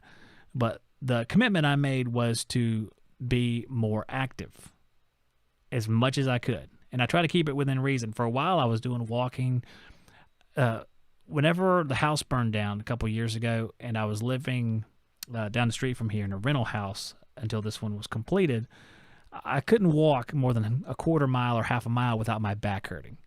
I physically had to sit down in the street and wait a few minutes and then get back and go again. And when you're in that condition, it's a little bit depressing, get a little bit down on yourself because you compare yourself to somebody like me who played baseball in high school, who loves sports, and I was like the third fastest guy on the baseball team. And now here I am, I can't even walk around the block without having to sit down. So I set it in my mind last November. I started reading the Bible. It started opening my eyes in a different area, so I started opening my eyes to my own health, trying to see clearly. And I don't know why it happened. It just became clear, and I think they're related. So I started trying to get 10,000 steps every day. It's actually not that hard to do. Evidently, the average person gets like 4,000 or 5,000 steps every day. Because think about it, we're sitting, we're not doing anything, we're riding in cars, we're getting fast food. So 10,000 steps, even if that meant taking a walk, even if I didn't naturally get it doing what I need to do during the day, I stepped in place, or I walked down the street. I actually stepped in place. I look like an idiot, but it got the job done. So I would end up getting, 10 to 15,000. There's a few times I've got like 24, 25,000 going on walks and hikes. I was walking like 2 or 3 miles a day in addition to what I was working on. But I got to the point where I said this has to be functional. So I started to lose weight. I got the watch here, which is a Fitbit, so I can track it. And it just really goes directly to, let me put this back. This goes directly to, I went over there to the chat to do something. Maybe let's go over to the chat and I'll come back. Let's see. Lay off fast food junk. Absolutely, fast food is horrible. At least I investigate the fast food as far as calorie output. Like I know offhand, if I go to Burger King, I can get chicken fries. They're only like 260 calories. I try to keep that in my mind. And I track all that stuff with the Fitbit app. Like everything that I eat goes into this. And it's just like one of us going to a call and having like Measure Quick and having all the data out in front of you so you can actually make an educated decision. Before, I didn't know how much I was taking in or putting out as far as calories, but now that I see that, I know what I have to do every day. And as simple as that and being active and, few pounds. It adds up really, really quickly, and it's definitely doable for anybody. That's the thing that was cool about it. Anybody can do it. And I'm not like this huge success story. I got a ways to go, but I've gone from 278 to 223. So that's 55 pounds. And I'm super stoked about that. I feel better than I felt since I was in my 20s. I outran all my kids at our last family event, which is sad for my kids. I mean, they need to get it together. But, I was stoked about that. Doing the 10,000 steps a day is pretty popular. It is pretty popular. In fact, when you get the little thing, that's its suggested. It's 10,000 steps a day. I raised it up to 15, but then what I did was I lowered it back down because I said I'm not going to set unreasonable goals that I can't reach every day because I'll get discouraged by it. So I'll set something that's going to be productive and healthy. And what I found is if there's a task that needs to be done, don't sub it out. Do it yourself, especially if you have the time.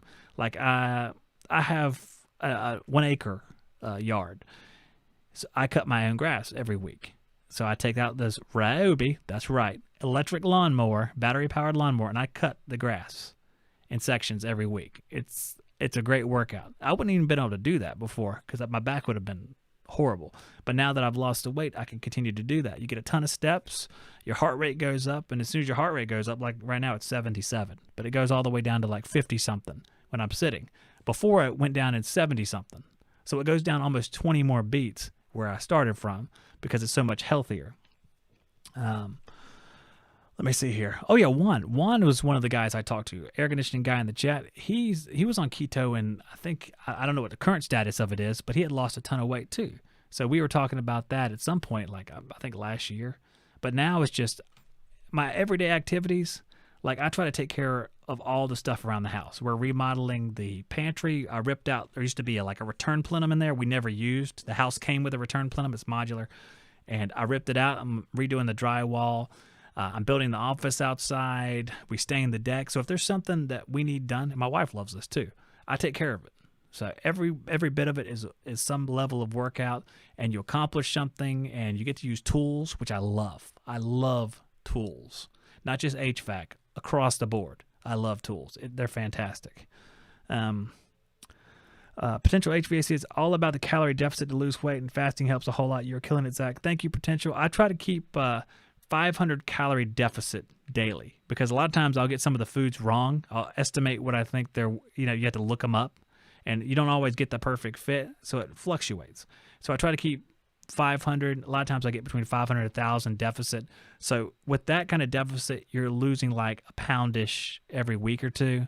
And that's pretty much where I've stayed. When I start building the office, or when I did start building the office, and I was working outside framing, because the whole office has been built by me alone, except for some of the sheathing on the walls, and physically putting up some of the walls. My son helped me, because it's an awesome exercise, and I legit love tools. I love using them. I love building stuff. I enjoy it. So if I have time, I'm gonna do it.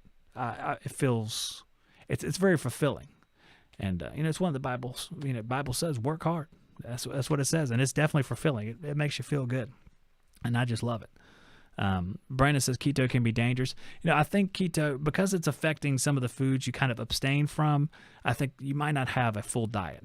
I have taken, I take a multivitamin, which is something I've done a lot throughout my life periodically, but I've been pretty steady on it for the last year or so. So I take a multivitamin just to kind of cover those bases. I did have high blood pressure, and that's come down, but I still, because my family has hereditary high blood pressure. My mom's very healthy. She would walk every single day as well, but she still has high blood pressure. So that's a curse I can't do anything about, it seems like. Maybe that'll change once I get down to, my goal is 215, so we'll see if I get to 215, if that comes down enough. So that's just something I wanted to share with you guys. Not to say that I've done some kind of great thing, because it really hasn't been. It's just been doing something simple and methodical and holding to it for a substantial amount of time, which has been, I guess, about 8 months or so. So 8 months, 55 pounds, actually a little bit less than that, because I started out, I lost a few pounds before I started this current plan. Again, losing weight, reading the Bible. If you say, what's reading the Bible have to do with it? Your mental state, it has a ton to do with how you appreciate things. You could look at one thing and see it two different ways. A lot of you guys know what I'm talking about. Like if you go to work and you have an issue with a coworker, if you have a good mental state, you see that a lot differently than if you come from a bad spot, like something bad has happened. Just in general, you're down on yourself. You even hear comments differently. Something might be insulting, or if you have a good mental state, you just brush it off. You don't even take it as an insult. So I think it all plays in together. And having that, the illumination of reading first the New Testament is what I read, the Gospels, and then I went to the entire New Testament, and then I'm coming back and I'm reading Old and New simultaneously now, because the new's critical to me. So I think it's great. Start with the book of John, read Acts. I think it gets you started in a great area. So like Steve says, the Bible is good medicine. I can't stress that enough, guys. I mean, if you do all the HVAC in the world, you do everything right, but you abandon the Bible, I mean, you're in a bad spot. That's my belief.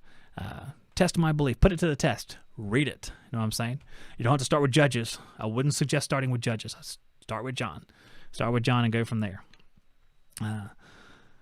If the world would be a better place if everyone read the Bible and adhered to what it said. That's a tough part. We are human. And all of you guys know this, we're going to falter.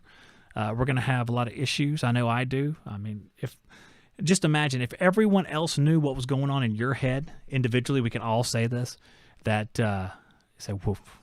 I mean, the Bible does say, a man asked Jesus, who is good? And Jesus says, no one is good except for God alone. That's absolutely true.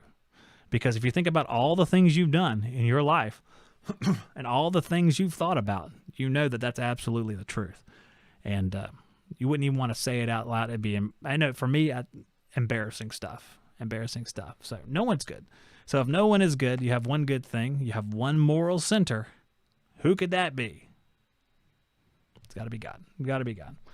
I'm not going to go off on a tangent, even though I love talking about this stuff. Whenever I got into it in November, I really thought I was at a place that I wasn't at, and I didn't understand why. Because how can you know where you're at if you don't read the book?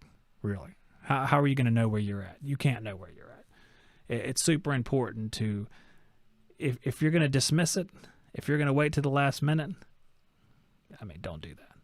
Just read it. Read the New Testament. So, okay. Well, Astounding 6 says starting Genesis. You know, that's kind of tough because what we're talking about coming from a Christian point of view, which really culminates in the New Testament. I would read the New Testament. I think you can go back and read the Old. That's actually what I did. I read the New Testament, then came back and read Genesis and came through from there. I think it's a good way to do it, but obviously each person is different. So if you think reading from Genesis is good, there you go. I mean that's fine. I mean, I don't think there's a wrong way to do it, but I think the Gospels are especially illuminating on how you live. I mean, there's a lot of history in the Old Testament, and the Gospels are just, this is it. This is the good news. That's what gospel means. This is the good news. They're telling you about Jesus arriving, and then Jesus is here, and then resurrected, and it's just it's a really good thing to read, to shed light on just the human condition from everything. And Jason Hines, Exodus is my favorite. Exodus is your favorite. Wow. Hey, air conditioning guy won. He lost 60 pounds. That's awesome. See, and what a different world that is. How old am I? I'm 41 years old. I'm 41. Yeah, a lot of Christians haven't actually read the Bible. There's a lot of cultural Christianity and stuff. Yeah, and then that's true. I mean, it's a lot like the industry here, since we're tying them all together, this Shop Talk. You have a lot of guys who preach on what to do but haven't read the manual, sort of thing. So, I mean, if you read the manual, it's very illuminating. It's very interesting. Like just for example, and we'll wrap up here because I'm gonna go chill out with my family. I got to get packed for this trip anyway. I finished the book of Judges today. Judges was a period in time in between when Joshua was leading the Israelites, in between that and when their King Saul and King David came around. So at the end of Judges, it's very interesting. They repeated the same line over and over again. I hope I get this right. Like periodically, and the last line of the book was, Israel had no king, and everybody did what they felt was right. Israel had no king, and everybody did what they felt was right. Is that not where we are now? Is that not where everyone outside of the true Christianity is at? There's no king, and you do what you want. That line hit me especially hard because it is just so applicable to where we're at today. Every right and wrong is relative based on your thought. We already established the fact that none of us are good completely. Search your mind, search your memories. None of us are good. So if none of us are good, how are we going to have any sort of proper standard? We can't. We can't have the proper standard. The proper standard must be God, must be Jesus. If you got a better one, I'm willing to hear it. But Brandon, there is a lot of, and he judged for 12 years. That's Samson, and he judged for, and Samson's a cool story. But this last story with the story of the tribe of Benjamin and the Levite, that's what really wowed me. The last couple chapters of this book, it was wild. So if you haven't read that, or you looking for something to read, it's interesting. It's nice to have some context, but it was very interesting read because we won't get into it because no one's going to understand, or half of you won't understand. But it was a nice parallel between that and actually all the way back in Genesis with Sodom and Gomorrah, except instead of Sodom and Gomorrah, this time it was actual a clan of Israel. It's really cool. Okay, guys, thank you for watching. Really appreciate it. Congratulations to Greg. I had so many more questions too. I had a lot more questions I made. I went overkill on it. I wanted to make sure we didn't run out. So thank you, Greg, and enjoyed you playing. Thank you, Chris, for playing, Adam for playing. We had a great time tonight. We had a lot of fun. We had a big, long talk. I enjoyed having the one-on-one talk with you guys. We'll do this periodically. It's kind of nice for me because I can get some comments together. There's not as much prep as when we have an interview, so that's kind of nice too. And I know our buddy Michael Bimco is going to be on the show coming up.